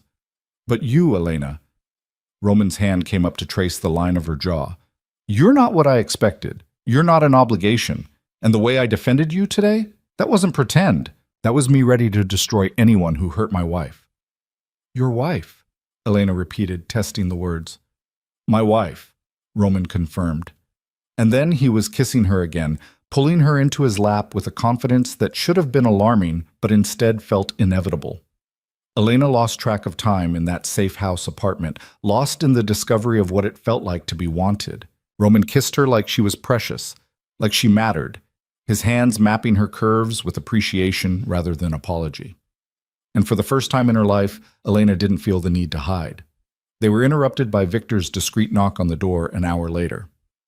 "Boss, we're clear. Kozlovs have pulled back. Looks like it was just surveillance, not an active threat." Roman didn't move from where he was pressed against Elena on the couch, just called out, "Understood. Give us 10 minutes." When Victor's footsteps retreated, Roman turned back to Elena with an expression that was part amused, part frustrated. "We need to finish this conversation." "What conversation?" Elena's lips were swollen from kissing, her hair a mess from his hands. She felt wild and reckless and utterly unlike herself. "The one about what we are to each other. What this marriage actually means." Elena took a breath, trying to organize thoughts that felt scattered in 1,000 directions. "What do you want it to mean?" "I want—" Roman stopped, seeming to struggle with the words. "I didn't expect this. You. I thought I was honoring a promise to a dead friend by providing protection to someone who needed it. But these past few weeks, having you in my space, in my life—" He cupped her face in both hands. "I want this to be real, Elena, not just for show. I want to know what it's like to come home to you, to wake up next to you, to build something that's ours." Elena's heart was racing so fast she felt dizzy. "We barely know each other." "Then we'll learn. We have a year, remember? A whole year to figure out if this could be something more than a contract.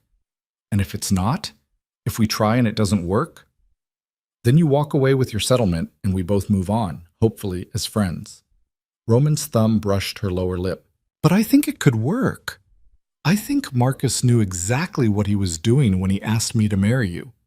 Elena wanted to believe him, wanted to believe that this terrifying, powerful man actually saw something in her worth keeping.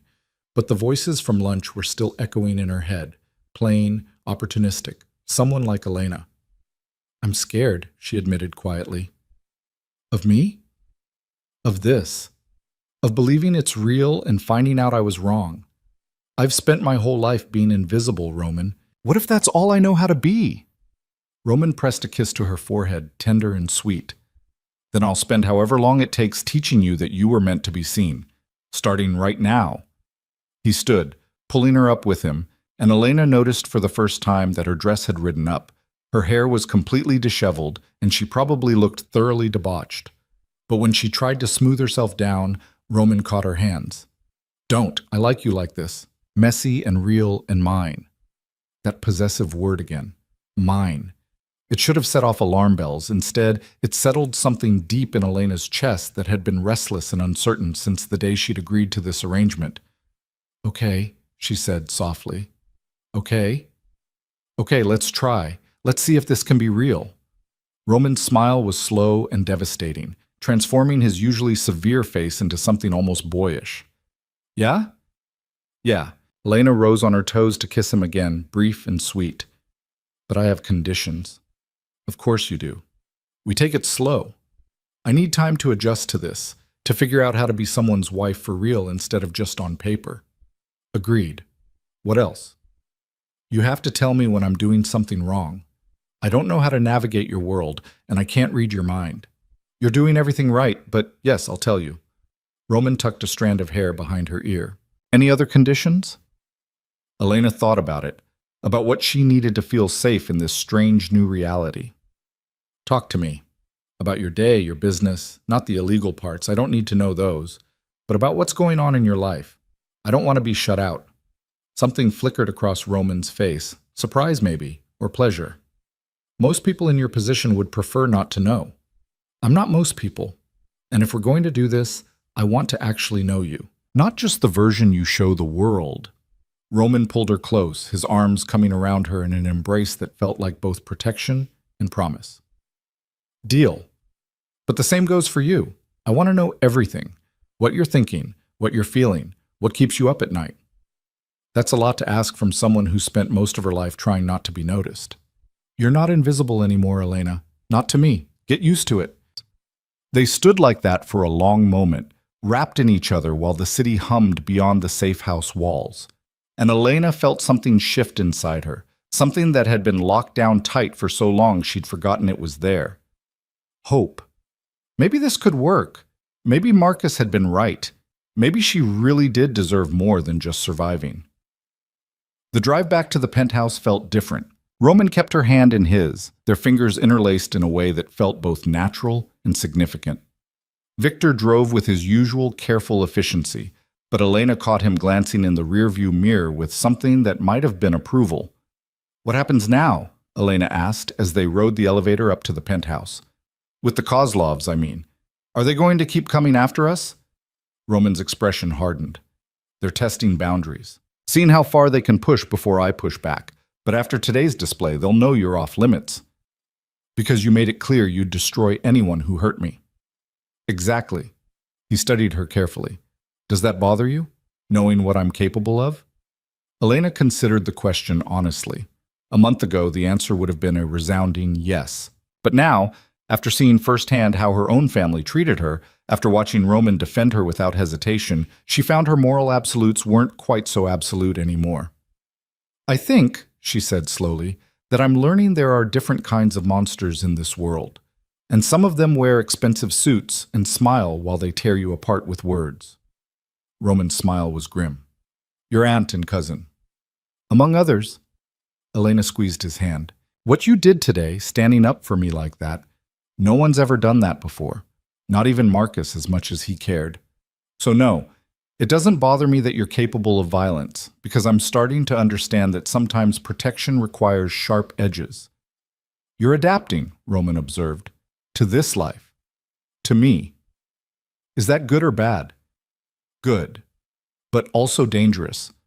I don't want you to lose who you are trying to fit into my world." Elena thought about that as they entered the penthouse, about the woman she'd been just weeks ago and the woman she was becoming. "Maybe I'm not losing myself. Maybe I'm just finding parts of me I didn't know existed." "Like what?" "Like the part that wanted to throw my drink in Victoria's face when she called me plain. Like the part that kissed you in that safe house without overthinking it. Like the part that's standing here now, talking to a man who terrifies half of New York and feeling completely safe." Roman set down his keys and turned to her, his expression intent. "You should feel safe. With me, you are. Always. Even though we barely know each other? We're learning." And they were. Over the next week, Elena discovered things about Roman Vale that no one else knew. That he took his coffee black but secretly loved the vanilla creamer Elena bought. That he had a scar on his ribcage from the incident where Marcus had taken bullets for him. That he taught himself to play piano as a teenager but never performed for anyone. That he had nightmares sometimes, waking at 3 a.m. to pace the penthouse in darkness. She learned that he was ruthless in business but fair, that he valued loyalty above almost everything else, and that when he gave his word, he kept it no matter the cost. And Roman was learning about her too. He discovered that she hummed while she studied, off-key but cheerful, that she was afraid of thunderstorms but would never admit it, that she had a wicked sense of humor hidden under years of training to be invisible, that she cried at rescue animal videos but stayed perfectly composed during her clinical rotations in the emergency room. They fell into new rhythms. Roman started asking about her classes, actually listening when she explained pharmacology concepts or shared stories from the hospital. Elena began leaving notes for him when she had early classes. Nothing elaborate, just small reminders that someone was thinking of him. Little things that somehow mattered more than grand gestures. The physical side of their relationship progressed slowly, both of them cautious about moving too fast. But there were kisses in the kitchen while coffee brewed. Roman's hand finding hers while they watched movies Elena picked. The night Elena fell asleep on the couch during a study session and woke to find herself carried to her bed, Roman's jacket draped over her like a blanket. It was domestic and sweet, and nothing like what Elena had imagined when she'd agreed to marry a stranger. But the peace couldn't last forever. The explosion came on a Thursday night, 2 months into their marriage, when Roman came home with blood on his shirt and murder in his eyes. Elena was in the kitchen making dinner when she heard the door slam. She turned to find Roman stalking toward her, his expression darker than she'd ever seen it. "What happened?" she asked, immediately abandoning the vegetables she'd been chopping. "Are you hurt?" "I'm fine. The blood isn't mine." Roman's voice was clipped, controlled in the way that meant he was actually furious. "We need to talk." Elena's stomach dropped. Those 4 words had never preceded anything good in her experience. "Okay, let me just turn off the stove. Now, Elena." She followed him to the living room, anxiety coiling tight in her chest. Roman paced for a moment before turning to face her, and Elena saw something in his expression that looked almost like betrayal. "Your family contacted my business partners today," he said flatly. "Patricia and Victoria. They've been telling people that our marriage is a sham, that you seduced me for my money, and that I'm too proud to admit I was played." Elena felt the blood drain from her face. "That's not... I would never. I know that. But they're spreading poison, Elena, and it's affecting my reputation, my business relationships. People are starting to question my judgment. I'll call them. I'll make them stop. It's too late for that." Roman's hands clenched into fists at his sides. "They've gone too far. They're using Marcus's memory against you, claiming he would be ashamed of how you're dishonoring his name by being a gold digger." The words hit Elena like physical blows. Using Marcus, her sweet cousin who'd actually cared about her, whose dying wish had brought her to Roman in the first place. They were desecrating his memory to hurt her. "What do you want me to do?" she asked, her voice shaking. Roman stopped pacing, his eyes boring into hers. "I want to know if you trust me." "Of course I trust you. Roman, you've been nothing but..." "Then let me handle this. Let me show them what happens when people try to destroy someone under my protection." There was something dangerous in his tone, something that reminded Elena exactly who she'd married. "What are you going to do?" "What I should have done the moment they disrespected you at that lunch. I'm going to make sure they never speak your name again without respect." Elena thought about her aunt and cousin, about their casual cruelty and their smug superiority, about the way they'd spent years making her feel small, about how they were now trying to poison the one good thing that had happened to her in years. "Do it," she said quietly. Roman's eyes widened slightly. "Elena, I mean it. Whatever you think needs to happen, do it. I'm tired of being the person everyone thinks they can push around. I'm tired of apologizing for existing." She met his gaze steadily. "You asked if I trust you. I do. So show them what it means to come after your wife." Something fierce and possessive flared in Roman's eyes. He crossed the room in 3 strides and pulled her into a kiss that was all heat and claim and promise. When he pulled back, he was smiling, a sharp, dangerous thing that should have frightened her, but instead made her feel powerful. "I'll make them regret every word," he promised. "By tomorrow morning, Patricia and Victoria Cross will understand exactly what they've done, and they'll spend the rest of their lives making sure everyone knows you're off limits." "How?" "Better you don't know the details. Plausible deniability." Roman cupped her face in his hands. "But trust me when I say they'll never threaten you or our marriage again." Elena nodded and something in her chest settled. For the first time in her life, someone was going to fight her battles for her. Someone was going to make the people who hurt her actually face consequences. It should have felt wrong, but all Elena felt was relief. And when Roman kissed her again, she kissed him back with everything she had, pouring all her gratitude and trust and emerging feelings into the contact. This was real now. They were real, and anyone who tried to tear them apart would learn exactly what that meant. The next morning, Elena woke to find Roman's side of the bed empty. They'd fallen asleep together the night before, the first time they'd shared a bed completely, wrapped in each other after hours of talking and kissing and simply being close. She reached out to touch the sheets where he'd been and found them cool. She padded out to the kitchen in one of Roman's t-shirts, her bare feet silent on the hardwood floors. He was standing by the windows, phone pressed to his ear, his voice low and commanding. "I don't care what excuses they make. The answer is no. Patricia Cross is finished in this city. Every charity board, every country club, every social connection she has, gone. And make sure she knows exactly why." A pause. "Yes, all of it. The house in Connecticut, the trust fund, the investments. Everything gets liquidated. They want to spread lies about my wife? They can do it from a studio apartment in Newark." Elena's breath caught. She'd known Roman would retaliate, but she hadn't quite grasped the scope of what that meant. He was systematically dismantling her aunt's entire life. Roman must have sensed her presence because he turned, his expression softening when he saw her. "I'll call you back," he said into the phone, then ended the call and set it aside. "Good morning." "What did you do?" Elena asked, though part of her didn't want to know. "What I promised. Patricia Cross built her life on the Cross family money and connections. As of this morning, she has neither. The family assets are frozen pending an investigation into financial irregularities that my lawyers discovered overnight.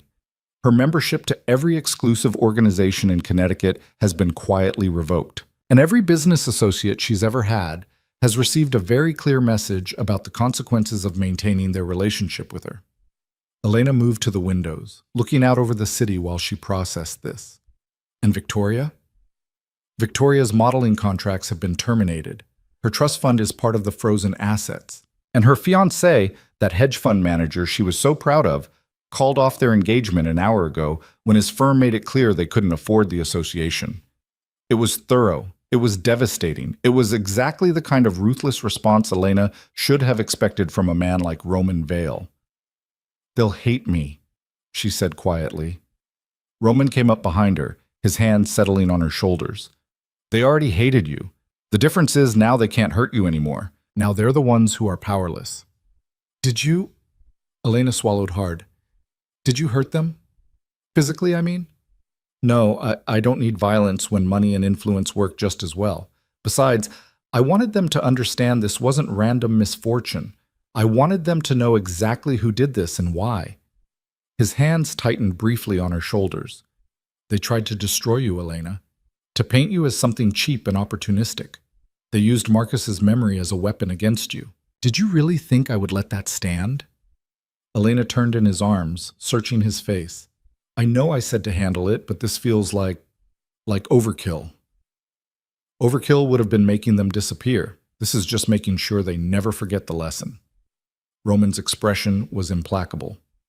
"In my world, respect is everything. They disrespected you, which means they disrespected me. There had to be consequences severe enough that no one else would be tempted to try the same thing. So this was as much about your reputation as mine. This was about protecting what's mine, and you are mine, Elena. My wife.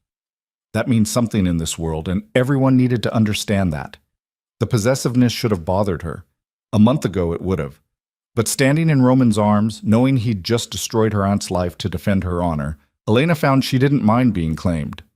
"What happens when they retaliate?" she asked. "Patricia isn't the type to just accept this. Let her try. Every move she makes against us will make things worse for her. I've been very clear about that." Roman tucked a strand of hair behind her ear, his touch gentle despite the hardness in his voice. "You don't need to worry about them anymore. Focus on your studies, your clinical rotations. Let me handle the threats." Elena nodded slowly, then made a decision that would have terrified the woman she'd been 2 months ago. She rose on her toes and kissed him, pouring gratitude and trust and something deeper into the contact. Roman responded immediately, his arms banding around her waist to pull her closer. When they finally broke apart, both breathing hard, Roman rested his forehead against hers. "You keep kissing me like that, and I'm going to forget all my good intentions about taking this slow." Elena felt heat flood her cheeks, even as something bold stirred in her chest. "Maybe I'm tired of slow." Roman's eyes darkened. "Elena, I know what I said about taking time, but I also know that you've become the most important person in my life, that I think about you constantly, that when I'm at the hospital, I can't wait to come home because home means you." She took a shaky breath. "I think I'm falling for you, Roman, and I don't want to wait anymore to see where this goes." For a long moment, Roman simply stared at her, something raw and vulnerable flickering across his face. Then he swept her up into his arms, carrying her back toward the bedroom with purposeful strides. "If we do this," he said, his voice rough with desire and restraint, "there's no going back. This stops being a business arrangement. This becomes real." "It already is real," Elena whispered. "It has been for weeks. I think we both just needed time to admit it." Roman set her down beside the bed, his hands framing her face with reverent care. "I need you to be sure, because once I have you, Elena, I'm not letting go. Year contract or not, if you become mine completely, you stay mine." The words should have scared her. Instead, they settled something restless in Elena's soul that had been searching for a place to belong. "Then make me yours," she said simply. What followed was nothing like the awkward, fumbling encounters Elena had imagined based on her limited experience. Roman was patient and thorough, taking his time to learn what made her gasp, what made her arch into his touch. He mapped every curve she'd spent years being ashamed of with hands and lips that worshipped rather than critiqued. And when he finally made love to her, it was with an intensity that stole her breath and rewrote every belief she'd ever held about her own desirability. In Roman's arms, Elena wasn't plain or forgettable or too much. She was perfect. She was wanted. She was home. Afterwards, they lay tangled together in sheets that smelled like both of them, Elena's head on Roman's chest while his fingers traced idle patterns on her bare shoulder. "I need to tell you something," Roman said quietly. Elena tensed slightly. "Okay." "When Marcus asked me to marry you, I agreed because I owed him my life, but I also agreed because I was curious. He talked about you sometimes, when we'd had too much whiskey, and the walls came down. He'd say things like, 'My cousin Elena is the best person I know,' or 'She deserves so much better than what life gave her.' And I remember thinking that anyone Marcus spoke about with that much respect had to be extraordinary." "I'm not extraordinary," Elena protested softly. "You are. You just couldn't see it because everyone around you spent years convincing you otherwise." Roman's arm tightened around her. "But I see it. I see how you light up when you talk about your patients. How you leave sticky notes with terrible jokes on the bathroom mirror because you know I need to smile in the mornings. How you fell asleep last week with your pharmacology textbook on your face because you were determined to ace that exam." Elena felt tears prick her eyes. "Roman, I'm falling for you too," he said, the words rough but certain. "Have been for weeks, probably. And it terrifies me because I've spent my whole life being in control, being untouchable. But you, Elena, you've gotten under my skin. You've made me want things I never thought I'd have. A real home, a real partnership, someone to build a life with instead of just an empire." "We barely know each other," Elena whispered, even as her heart soared at his words. "We know the important things. We know how to be honest with each other, how to fight fair, how to trust even when it's scary." Roman shifted to look down at her, his dark eyes intense. "And we have time to learn the rest. That year contract? It's meaningless now, because I'm not letting you go at the end of it." Elena felt something crack open in her chest, something that had been locked down tight for so long she'd forgotten it existed. Hope, joy, the bone-deep certainty that she'd found where she belonged. "Good," she managed through tears that were now flowing freely. "Because I wasn't planning on leaving." Roman kissed her then, slow and deep and full of promises neither of them needed to speak out loud. And for the first time in her life, Elena felt like she was exactly where she was meant to be. The days that followed were a blur of domesticity and discovery. Elena threw herself into her final semester of nursing school with renewed energy, knowing she had Roman's support behind her. He'd hired a private tutor to help her prepare for the licensing exam, arranged her clinical schedule so Victor could drive her to and from the hospital safely, and cleared his own calendar to attend her white coat ceremony when she received it. The photograph from that day, Roman in his sharp suit standing beside Elena in her white coat, both of them beaming, became Elena's favorite possession. She had it framed and placed on her desk, a reminder that she'd achieved this despite everything, that she'd become the nurse she'd dreamed of being, with someone who actually celebrated her success standing beside her. But their newfound happiness didn't exist in a vacuum. The consequences of Roman's actions against Patricia and Victoria rippled through their world in unexpected ways. 3 weeks after Roman had demolished her aunt's life, Elena received a letter.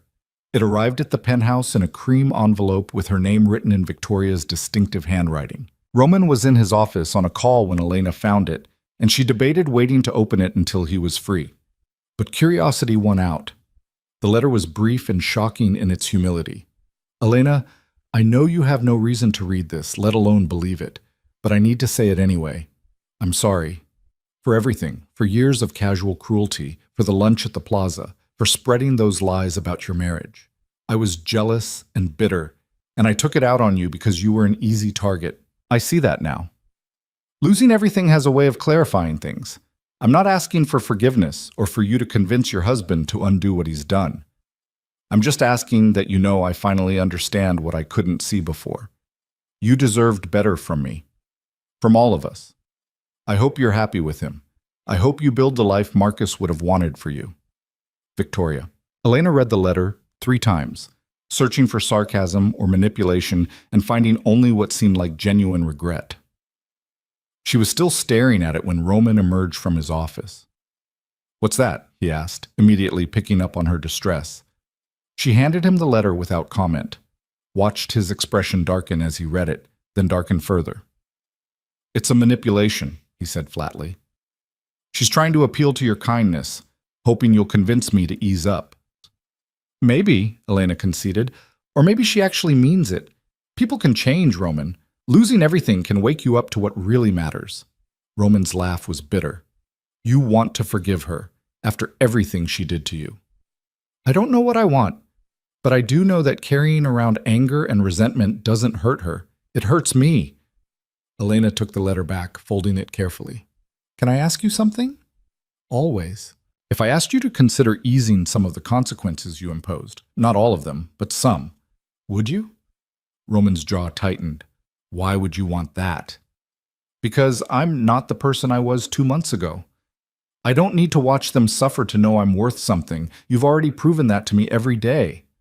Elena moved closer to him, placing her hands on his chest.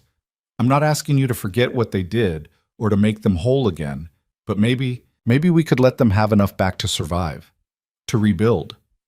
They don't deserve your mercy."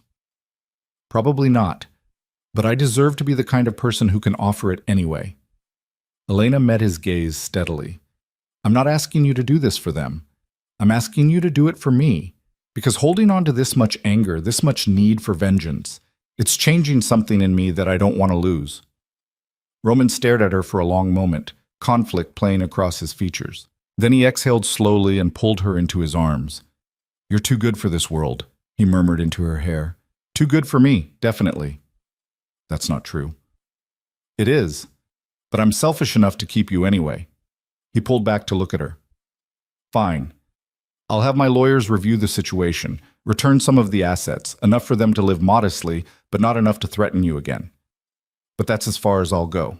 And if Victoria or Patricia ever so much as looks at you wrong again, all bets are off." Elena felt tension she hadn't realized she was carrying drain away. "Thank you." "Don't thank me. I'm still not convinced this isn't a mistake, but I trust your judgment." Roman's expression softened. "You see the best in people, even when they don't deserve it. It's one of the things I love most about you." The words hung in the air between them, heavy with significance. Love. Roman had said he was falling for her, but this was the first time he'd used that word directly. "I love you too," Elena whispered, the words feeling both terrifying and inevitable. "I know it's fast and probably crazy, but I do. I love you." Roman kissed her then, deep and claiming and full of emotion he didn't seem to have words for, and Elena let herself fall into it, into him, into the certainty that this was real and right and worth every risk. The white coat ceremony was held on a brilliantly sunny Saturday in early spring. Elena stood in the auditorium with her classmates, all of them wearing their new white coats for the first time, and felt pride surge through her chest. She'd done it. Despite everything, the poverty, the loss of her parents, the years of being invisible, she'd actually done it. She scanned the audience for Roman and found him immediately, impossible to miss in the third row. He sat beside Victor, both of them looking wildly out of place among the families of nursing students. But when Roman caught her eye, the pride on his face was unmistakable. After the ceremony, Elena made her way through the crowd to where he waited. Roman pulled her into his arms immediately, pressing a kiss to her temple. "Congratulations, Nurse Vale," he said, and the title made Elena's heart skip. "I haven't taken the licensing exam yet. I'm not officially a nurse." Technicality. "You're wearing the coat. You did the work. You're a nurse." Roman smiled at her, and Elena was struck again by how much softer he'd become over the past months. How he smiled more easily now, laughed at her terrible jokes, let his guard down in ways she suspected few people ever saw. "I'm proud of you." Elena felt tears threaten. "Thank you for being here, for supporting this, for everything. Where else would I be?" Roman glanced around at the other families celebrating, then back at her. "You know what this needs?" "What?" "A celebration dinner, somewhere nice, just us." He paused, then added with careful casualness, "I made reservations at Per Se for tonight, if you're interested." Per Se? One of the most exclusive restaurants in New York, the kind of place Elena had only read about in magazines. Roman, that's too much. Nothing is too much for you. Not today. He took her hand, threading their fingers together. Besides, I have something I want to give you. Call it a graduation present. That night, dressed in a simple black dress that the stylist had assured her was perfect for the occasion, Elena sat across from Roman at a table overlooking Central Park. The meal was extraordinary. Courses that were works of art, wine that cost more per glass than her former weekly grocery budget. But Elena barely tasted any of it, too focused on the man across from her. Roman had been different all evening, more nervous than she'd ever seen him, his usual composure cracking at the edges. When dessert arrived, a delicate construction of chocolate and gold leaf, he reached into his jacket pocket and withdrew a small box. Elena's heart stopped. Roman, before you panic, this isn't what you think it is. We're already married. He opened the box to reveal a delicate gold necklace with a pendant, a small, exquisitely detailed nightingale. This was Marcus's. He wore it on a chain under his shirt, always. It was the one thing from his childhood he kept. Elena's eyes filled with tears as she stared at the pendant. He never told me about this. He got it from his mother before she died. She told him nightingales were symbols of hope and healing, that they sing even in darkness. Roman lifted the necklace from the box, the gold catching the candlelight. The night before he died, Marcus gave this to me. He said, when I found you, when I married you, I should give it to you. He said you'd understand what it meant. Hope and healing, Elena whispered. He always said I was going to be a healer. He was right. About that, and about you deserving more than what life gave you. Roman stood and moved behind her chair, carefully fastening the necklace around her throat. His fingers lingered on her skin, warm and certain. You've brought both hope and healing into my life, Elena. You've made me believe in things I thought were impossible. Elena touched the pendant, feeling the weight of it settle against her chest. I don't know what to say. You don't have to say anything. Roman returned to his seat, but he reached across the table to take her hand. I just wanted you to know that Marcus would be proud of you, that I'm proud of you, and that what started as a promise to a dying friend has become the best thing that ever happened to me. Elena couldn't speak through the tears, so she simply held his hand and let herself feel the full weight of everything that had changed in the past 4 months. She'd gone from invisible and alone to seen and cherished, from surviving to thriving, from believing she'd never be enough to understanding that she'd always been exactly enough for the right person. The licensing exam was 6 weeks away, and Elena threw herself into studying with Victor running interference on the world while Roman made sure she had everything she needed. Coffee appeared at her elbow without her asking. Meals materialized at regular intervals. And when she got so frustrated with pharmacology calculations that she wanted to scream, Roman would simply take her hand and pull her away from the books for a walk around the city, reminding her that she was more than her ability to memorize drug interactions. The night before the exam, Elena couldn't sleep. She lay in bed beside Roman, their bed now, the pretense of separate rooms abandoned weeks ago, and stared at the ceiling while anxiety gnawed at her stomach. You're going to be fine, Roman murmured, pulling her closer against his chest. You don't know that. What if I fail? What if I've come this far and I can't actually… Elena. He tilted her face up to his. You've spent months preparing for this. You know the material, you're smart, capable, and stubborn as hell. You're going to walk in there tomorrow and prove to yourself what I already know, that you're going to be an incredible nurse. How can you be so sure? Because I've watched you. I've seen you stay up until 2 a.m. reviewing case studies. I've heard you explain complex medical concepts to me in ways that actually make sense. I've seen the passion in your eyes when you talk about patient care. Roman's thumb brushed across her cheekbone. You were made for this, Elena. Trust yourself the way I trust you. Elena felt some of the anxiety ease, replaced by the now familiar warmth that came from being seen so completely. I love you, she said quietly. I love you too. Now try to sleep. Tomorrow's going to be a long day. The exam was exactly as grueling as Elena had expected. 8 hours of questions that tested everything she'd learned over the past 4 years, every concept and skill and bit of medical knowledge she'd absorbed. By the time she emerged from the testing center, her brain felt like mush and her body ached from sitting in one position for so long. Roman was waiting outside, leaning against his car with Victor standing guard nearby. When he saw her, relief crossed his face. "How do you feel?" he asked as she collapsed against him. "Like I just ran a marathon with my brain. Ask me again when the results come back in 6 weeks." Roman pressed a kiss to the top of her head. 6 weeks. Then you'll be Elena Vale, RN. Maybe. If I passed, you passed. I have complete faith. They drove home in comfortable silence, Elena's head resting on Roman's shoulder while the city blurred past the windows. She was exhausted, but also lighter somehow, as if finishing the exam had lifted a weight she'd been carrying for months. At home, Roman had prepared a surprise. Their living room transformed with candles and flowers, a celebration dinner already laid out from her favorite Italian restaurant. "You didn't have to do all this," Elena protested, even as warmth blooded through her chest. "Yes, I did. Exam or no exam, you've already accomplished something incredible. You deserve to celebrate that."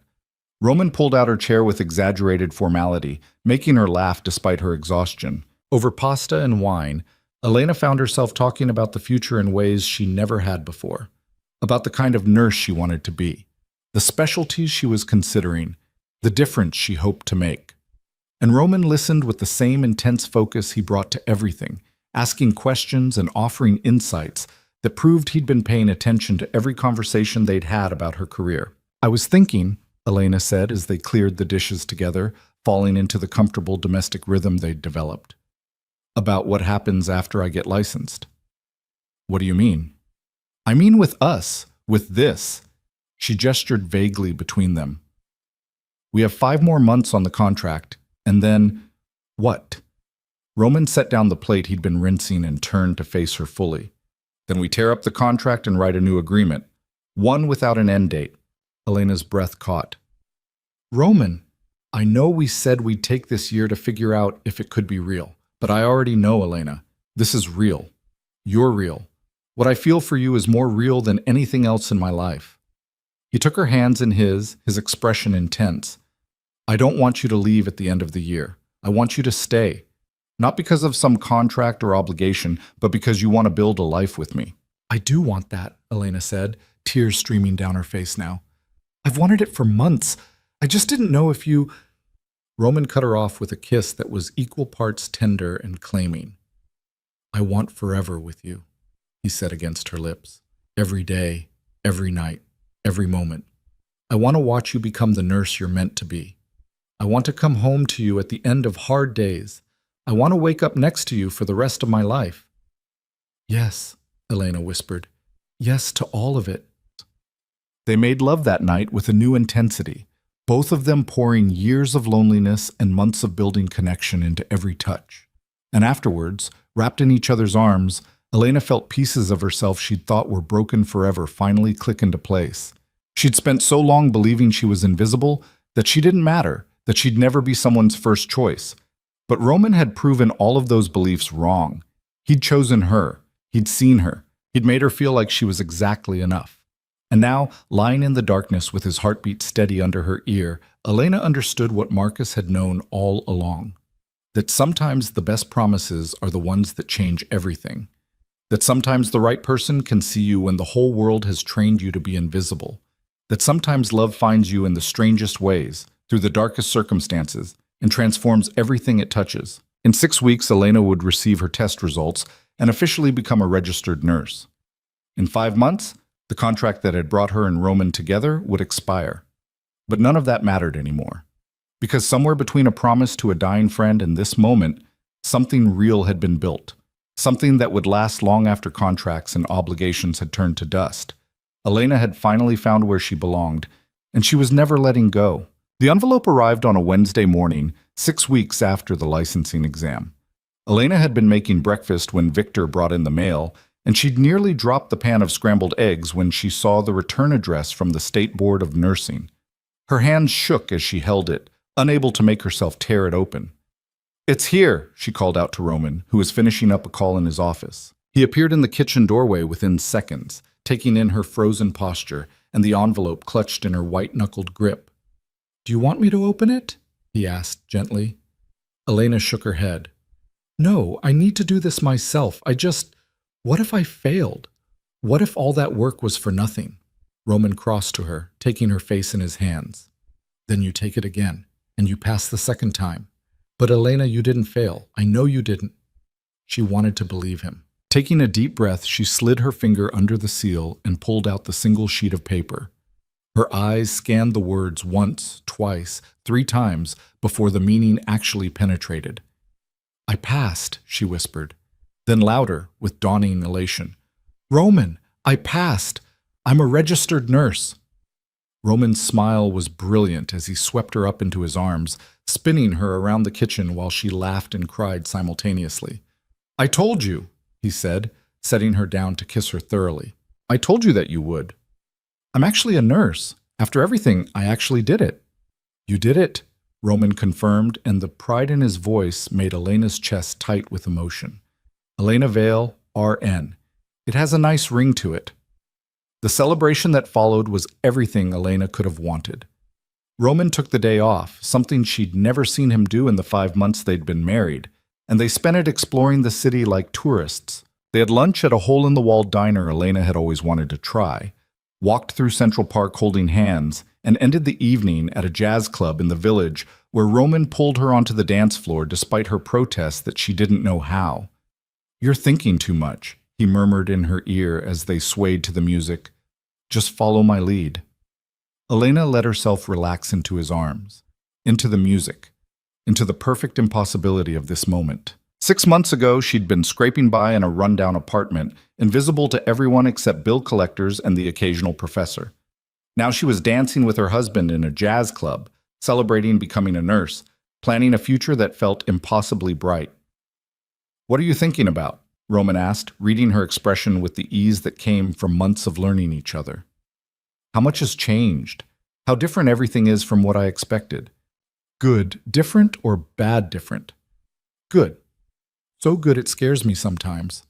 Elena looked up at him, this dangerous man who'd become her safe place. What if I wake up and this is all a dream? What if I'm still in that apartment in Brooklyn and none of this is real? Roman's arms tightened around her. It's real. I'm real, we're real, and I'm not going anywhere. 3 weeks later, Elena started her first job as a registered nurse in the emergency department at Mount Sinai. She'd chosen emergency medicine because she wanted to be where the need was greatest, where her skills could make the most immediate difference. Roman had concerns about the danger and the long hours, but he'd supported her choice without reservation. Just promise me you'll let Victor drive you to and from shifts, he'd said when she accepted the position. The ER means odd hours, and I won't have you taking the subway at 3 a.m. Elena had agreed, knowing it was a reasonable compromise. And Victor had proven to be surprisingly good company during those drives, his gruff exterior hiding a dry wit that made Elena laugh during the exhausting post-shift commutes. The work was brutal and rewarding in equal measure. Elena saw things in the ER that broke her heart: overdoses and domestic violence, children hurt through neglect or accident, elderly patients dying alone. But she also saw miracles, lives saved through quick thinking and skilled hands, families reunited, hope kindled in the darkest moments. She came home after her shifts drained but fulfilled, and Roman learned to read her moods. When she needed to talk through a difficult case, he listened without trying to fix anything. When she needed silence and comfort, he simply held her. And when she needed to forget the weight of what she'd seen, he took her to bed and reminded her that life was also joy and connection and love. 2 months into her new job, Elena was working a night shift when a trauma case came in. A young man, early 20s, with multiple gunshot wounds. As the team worked frantically to stabilize him, Elena caught sight of the tattoo on his shoulder, a specific design she recognized from the files she'd accidentally seen in Roman's office months ago. Kozlov family markings. Her hands didn't shake as she worked. She'd been trained for this, and her patient's gang affiliation didn't change the fact that he was bleeding out on her table. But when the surgery was over and the young man was stable in the ICU, Elena found herself in the hospital chapel, trying to process the collision of her two worlds. She was still sitting there when her phone buzzed with a text from Roman. "Victor says you had a rough night. I'm outside when you're ready." Elena looked at the time and realized her shift had ended 20 minutes ago. She gathered her things and headed down to find Roman himself waiting by the car instead of Victor, his expression concerned. You didn't have to come yourself, she said as he pulled her into his arms. Victor mentioned it was a Kozlov soldier. I wanted to make sure you were okay. Elena pulled back to look at him. How did Victor know who the patient was? Roman's expression was carefully neutral. Victor has contacts in most of the hospitals in the city. Information is valuable in my world. It was a reminder of exactly who she'd married, what his world really looked like. The patient will probably live, Elena said quietly. We managed to stop the bleeding in time. How do you feel about that? Elena considered the question honestly. Like I did my job. He's someone's son, Roman. Maybe someone's brother or friend. Whatever else he is, whatever he's done, he deserved to have someone try to save his life. Roman studied her for a long moment, then nodded slowly. That's the difference between your world and mine. You see people. I see threats and assets and enemies. Maybe that's why we work, Elena said. Balance. The drive home was quiet, both of them lost in their own thoughts. But as they rode the elevator up to the penthouse, Roman took her hand and squeezed gently. For what it's worth, the Kozlov family has been quiet for months. Ever since I made it clear you were off limits. Whoever shot that kid tonight, it wasn't about us. That's not as comforting as you think it is, Elena pointed out. It just means someone else's family is going through what you and Marcus went through. Roman's expression darkened. Welcome to my world. I know, I just wish it could be different. So do I. But wishing doesn't change reality. Roman led her into the penthouse, his hand still wrapped around hers, which is why I've been thinking about making some changes. Elena looked at him in surprise. What kind of changes? The kind where I start transitioning some of my less legal operations to legitimate businesses.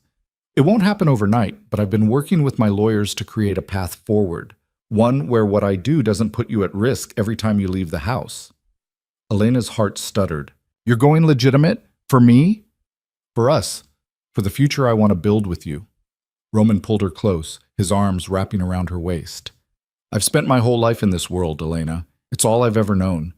But watching you these past months, seeing you light up when you talk about your patients, watching you make a real difference in people's lives, it's made me want something different. Roman, I would never ask you to change who you are. You're not asking. I'm choosing. There's a difference. He pressed a kiss to her forehead. Besides, Marcus would have wanted this. He was always the one pushing me to think about an exit strategy, to plan for a life beyond the violence and the constant threat. Maybe this is how I honor his memory properly. Elena felt tears prick her eyes. By building something better.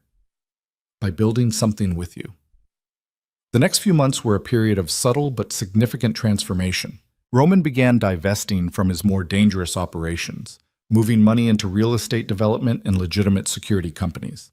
He met with lawyers and accountants constantly, restructuring his empire into something that could withstand scrutiny. It wasn't easy.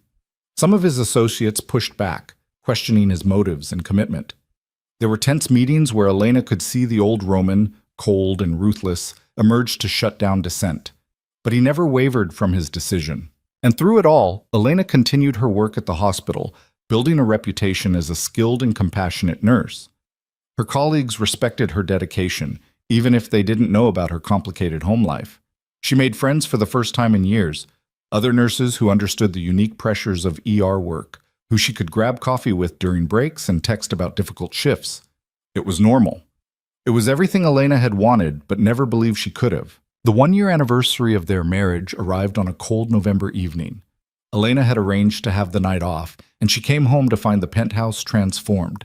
Candles everywhere, the lights dimmed, and Roman waiting for her in the living room with champagne and a bouquet of white roses. "Happy anniversary," he said, pulling her into his arms. Elena laughed, delighted and surprised. "I can't believe you remembered. How could I forget the day that changed my entire life?" Roman handed her a glass of champagne, then raised his own. "To 1 year of the best decision I ever made." Even though it started as a promise to someone else? Especially because of that.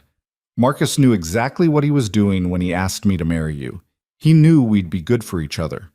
Roman's expression grew serious. "I have something for you." He pulled a document from his jacket pocket and handed it to Elena. She recognized it immediately. Their marriage contract, the one that spelled out the terms of their arrangement, the one that said she could walk away today with her settlement and her freedom. And across the front, in bold red ink, was a single word: void. "I'm tearing up the contract," Roman said quietly. "No more terms, no more settlement, no more end date. Just us, choosing each other every day because we want to, not because we're legally obligated to." Elena set down her champagne glass with shaking hands. "Are you sure? Roman, I know you don't need it. That's exactly why I'm doing this. You've never been in this marriage for money or security. You've been in it because you're loyal and kind and you keep your promises." He took her hands in his. "But I want you to stay because you choose to, because you love me and want to build a life with me, not because some contract says you have to." "I do choose you," Elena whispered. "Every day, every moment, I choose you." Roman pulled her close, and Elena felt the contract crumple between them, an insignificant piece of paper that no longer had any power over their lives. "There's something else," Roman said after a long moment. "I want to show you something I've been working on." He led her to his office and opened his laptop, pulling up architectural renderings that took Elena's breath away. A building, modern and beautiful, with multiple floors and wide windows. The sign above the entrance read Cross Foundation Medical Center. "What is this?" Elena asked, her voice barely above a whisper. "It's a community health center I'm funding. Free medical care for people who can't afford it. Addiction counseling, mental health services. Everything Marcus would have wanted to see in the world." Roman scrolled through more images. Exam rooms, counseling spaces, a pharmacy. "I bought the building last month. Construction starts in January, and I was hoping you'd consider being on the board of directors. Maybe even working there part-time once it opens." Elena couldn't speak through the tears streaming down her face.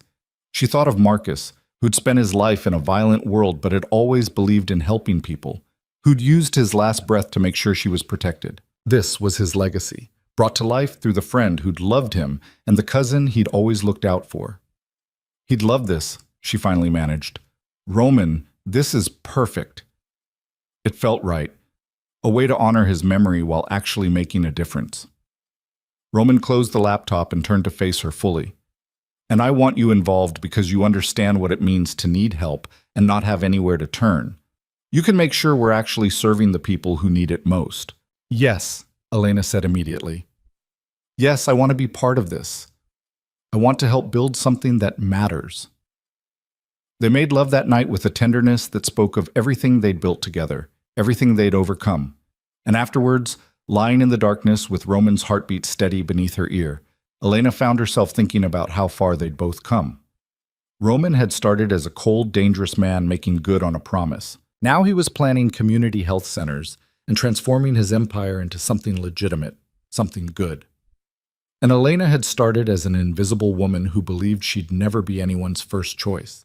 Now she was a registered nurse with a career she loved, a husband who cherished her, and a future that felt limitless. "I have something for you too," Elena said into the quiet. "An anniversary present. You didn't need to get me anything. I wanted to." She reached for her purse on the nightstand and pulled out a small wrapped box.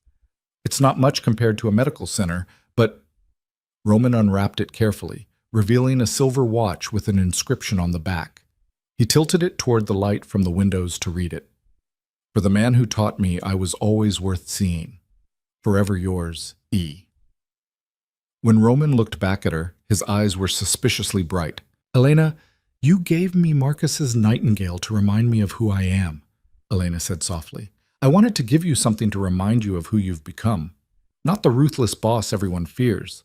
The man who chose to build something better. The man who sees the best in people even when they can't see it themselves." Roman set the watch aside carefully and pulled her into his arms, holding her so tightly she could barely breathe. "I don't deserve you," he said roughly. "Yes, you do. We deserve each other." Elena pressed a kiss to his chest, right over his heart. "We've both spent too long believing we weren't worth loving. But we are. We proved it." Winter melted into spring, and Elena's life settled into a rhythm that felt almost surreal in its normalcy. She worked her shifts at Mount Sinai, came home to a husband who actually cared about her day, and spent her free time helping plan the Cross Foundation Medical Center. She had coffee with her nurse friends, attended continuing education courses, and slowly built a life that was wholly, completely hers. The medical center opened on a Saturday in May, exactly 1 year and 6 months after Elena and Roman's wedding. The ceremony was simple but meaningful, a ribbon cutting attended by local politicians, community leaders, and a surprising number of people from Roman's world who'd contributed funding once they understood what he was building. Elena stood beside Roman with Victor flanking them both, watching as the doors opened to reveal the bright, welcoming space they'd created together. There was a photograph of Marcus in the lobby, young and smiling the way Elena remembered him from before the violence of his world had caught up with him. Beneath it, a plaque that read, "In memory of Marcus Cross, who believed everyone deserved a second chance and a helping hand." "He'd be proud of you," Elena said quietly to Roman. "He'd be proud of both of us." This was his dream as much as mine. Roman took her hand, threading their fingers together. "Thank you for helping make it real. Thank you for letting me be part of it." The first patient through the doors was an elderly woman who'd been turned away from 3 other clinics because she couldn't afford treatment for her diabetes. Elena watched the intake staff welcome her warmly, explaining that all services were free and she never had to worry about being turned away again. The relief on the woman's face was everything Elena had hoped to see. The event was covered by several local news outlets, and one of the reporters asked to interview Elena and Roman together. They stood in front of the building, Elena in her white coat and Roman in his impeccable suit, while the camera rolled. "Mr. Vale, what inspired you to fund this medical center?" the reporter asked. Roman's hand found Elena's, his grip warm and steady. "My late friend Marcus Cross believed that everyone deserves access to quality health care, regardless of their ability to pay. This center is his legacy, but it's also about giving back to a city that's given me everything. And Mrs. Vale, you'll be working here part-time in addition to your position at Mount Sinai. What does this opportunity mean to you?" Elena thought about how to answer, about everything this moment represented. "It means being part of something bigger than myself. It means helping people who've been overlooked and underserved get the care they deserve. And it means honoring the memory of someone who always believed I could make a difference." The reporter smiled. "It's clear this is a family affair. You two make quite a team." Elena looked up at a Roman, at this man who'd started as a stranger bound to her by obligation and had become her partner in every sense of the word. "We do," she agreed simply. That night, they celebrated at home with takeout from the Italian restaurant where they'd had their first real dinner together. They ate on the couch, Elena's feet in Roman's lap, while they recounted the day's events. "Did you see that woman's face?" Elena asked. "The first patient? When they told her everything was free and she could get the insulin she needed?" "I saw. That's what this is about.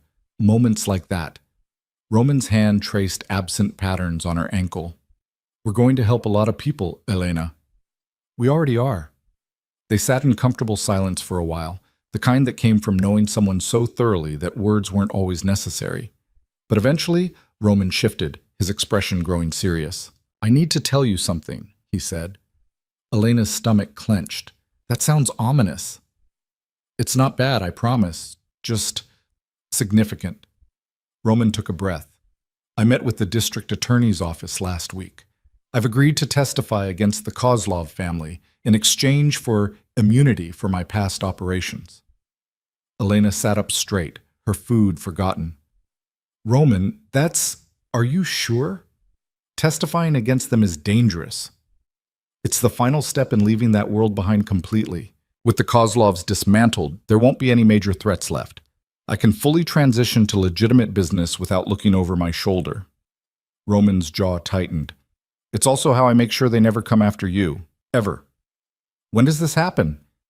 "The trial starts in 3 months. It'll be high profile and potentially messy, but my lawyers assure me that with the immunity deal and the precautions we're taking, we'll be safe."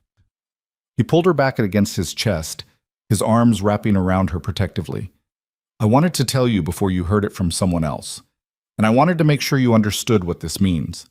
Things might get intense for a while." Elena turned in his arms to face him. "I'm not going anywhere. You know that, right? You could have told me you were testifying against every crime family in New York, and I still wouldn't leave." I know, but I also know I'm asking you to stand beside me through something that could get ugly. The media will be all over this. People will dig into our lives, our marriage, everything. Let them dig. We have nothing to hide. Elena cupped his face in her hands. Roman, you're doing this to build a better life, to honor Marcus, to make sure we're actually safe. Of course I'm going to support you. Roman kissed her then, deep and grateful and full of the love they'd built together through crisis after crisis. And Elena kissed him back, pouring every ounce of her certainty into the contact. They were in this together, whatever came next. The trial was exactly as intense as Roman had predicted. The media descended on the courthouse like locusts, cameras everywhere, reporters shouting questions whenever Roman or Elena appeared. The headlines were sensational and often wildly inaccurate, painting Roman as everything from a reformed hero to a calculated opportunist. Elena weathered it by focusing on her work. She picked up extra shifts at the hospital, threw herself into the medical center, and refused to read the tabloids that speculated endlessly about their marriage. When reporters cornered her outside the hospital, asking if she was afraid of retaliation or if she'd known about Roman's criminal activities before marrying him, she simply smiled politely and said, "No comment." Roman's testimony took 5 days. Elena attended every moment, sitting in the gallery in silent support, while her husband methodically dismantled the Kozlov empire with his words. It was brutal to watch. The defense attorneys tried everything to discredit him, to paint him as a liar and a coward who was betraying his own kind. But Roman remained calm and composed, answering every question with careful precision.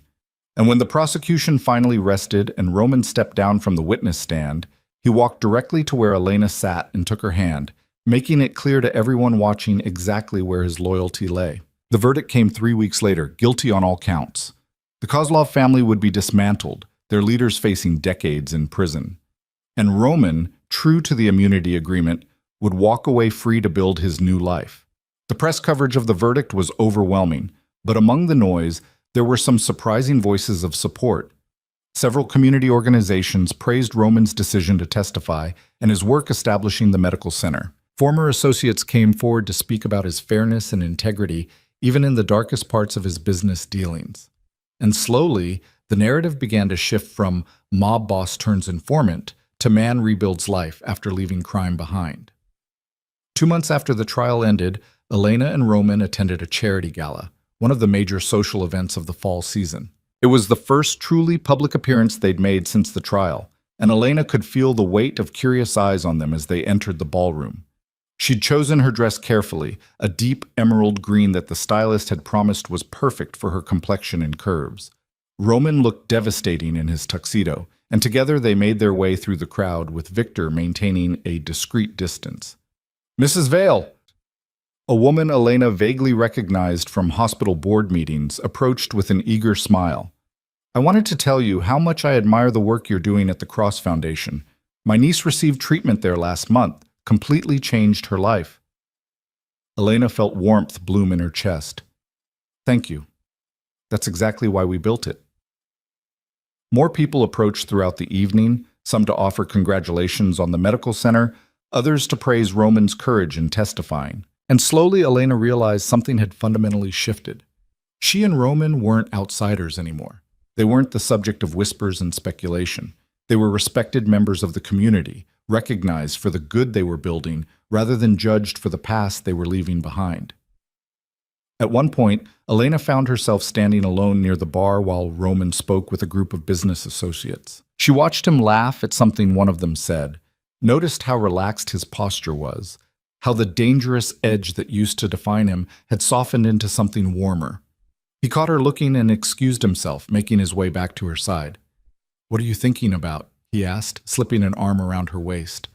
"How different this is from that first gala we attended. Remember when Natasha Kozlov tried to humiliate me and you defended me?" Roman's expression darkened at the memory. "I remember wanting to throw her out a window." "Well, tonight no one's questioning why you married me. No one's making snide comments or looking at me like I don't belong. That's because they finally see what I've known all along, that you're extraordinary, and that I'm the lucky one in this marriage." Roman pressed a kiss to her temple. "Though I do have to admit, watching you in that dress is making it very difficult to focus on networking." Elena laughed, delighted. Behave yourself, we're in public. I'm always on my best behavior. Doesn't mean I can't appreciate my beautiful wife. They danced together as the evening wore on, swaying to music that seemed designed for moments exactly like this. And surrounded by the glittering crowd, Elena felt something settle deep in her chest that had been restless and uncertain for most of her life. She belonged here. Not because she'd changed herself to fit into Roman's world, but because she'd stayed true to who she was and found her place anyway. She was a nurse, a board member, a wife. She was seen, valued, and loved. She was home. As the night wound down and they prepared to leave, they passed a group of younger attendees, women in their 20s, dressed in designer gowns and dripping with jewelry. Elena heard one of them whisper as they passed, "That's Elena Vale. She runs that free medical center downtown. I heard she was basically nobody before she married Roman Vale, but now she's, like, changing lives and stuff." Elena felt Roman tense beside her, ready to intervene if the comment turned cruel. But the second woman responded enthusiastically. "I know. I read about her in that profile piece. She put herself through nursing school while working 2 jobs, then married him, and instead of just being a trophy wife, she's out there actually making a difference.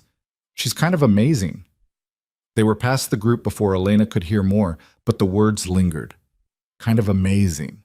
Not plain, not forgettable, not invisible.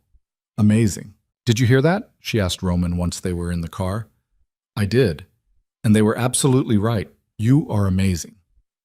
Elena leaned her head against his shoulder, the nightingale pendant he'd given her warm against her skin.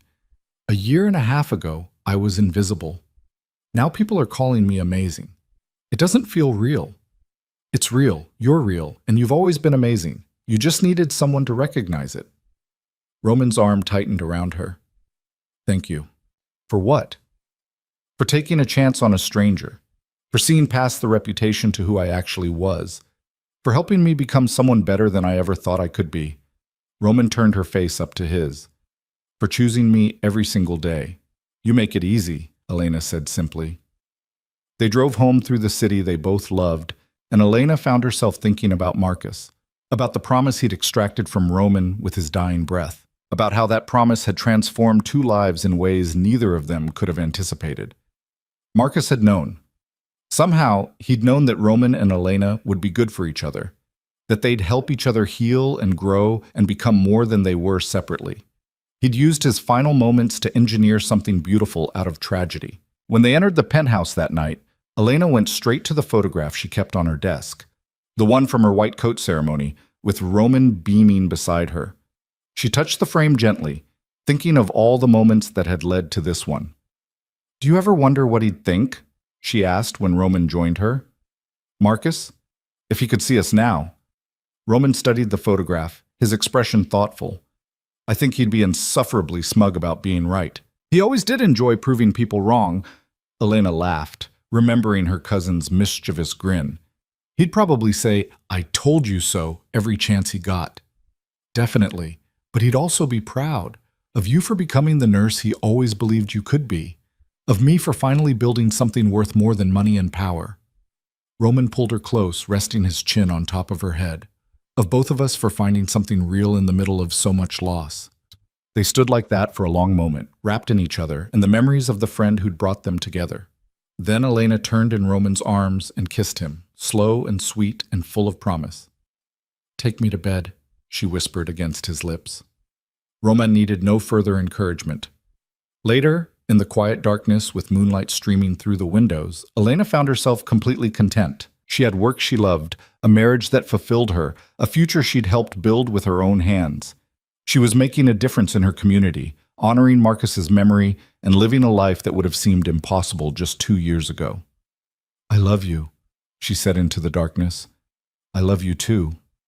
Roman's hand found hers, their fingers interlacing automatically. "Forever." "Forever," Elena agreed. And she meant it. This man who'd started as a stranger, who'd married her out of obligation to a dying friend, had become her entire world. He'd seen her when she was invisible, valued her when she felt worthless, and loved her when she'd believed she was unlovable. They'd built something extraordinary together, a marriage, a medical center, a life. And it had all started with a promise made in a warehouse while a good man died, asking his friend to protect someone who deserved better. Marcus had given them both an unexpected gift. He'd given Elena someone who would choose her every single day. And he'd given Roman someone who would show him that love was stronger than power, that building was more valuable than destroying, that sometimes the best thing you can do with your life is help someone else live theirs. As sleep finally claimed her, Elena's last thought was of the nightingale pendant resting against her heart, a symbol of hope and healing, singing even in the darkness. She'd spent so long invisible, believing she didn't matter. But she'd learned the truth. She'd never been invisible. She'd just been waiting for the right person to truly see her. And Roman Vale, dangerous and devoted, ruthless and tender, had seen her completely, had loved her unconditionally, had built a life with her that honored both their pasts while creating a future worth believing in. The contract that had brought them together was void, torn up and meaningless. But the vows they'd spoken, the real ones, the ones that came from the heart rather than obligation, those would last forever. Elena Vale had finally found where she belonged, and she was never letting go.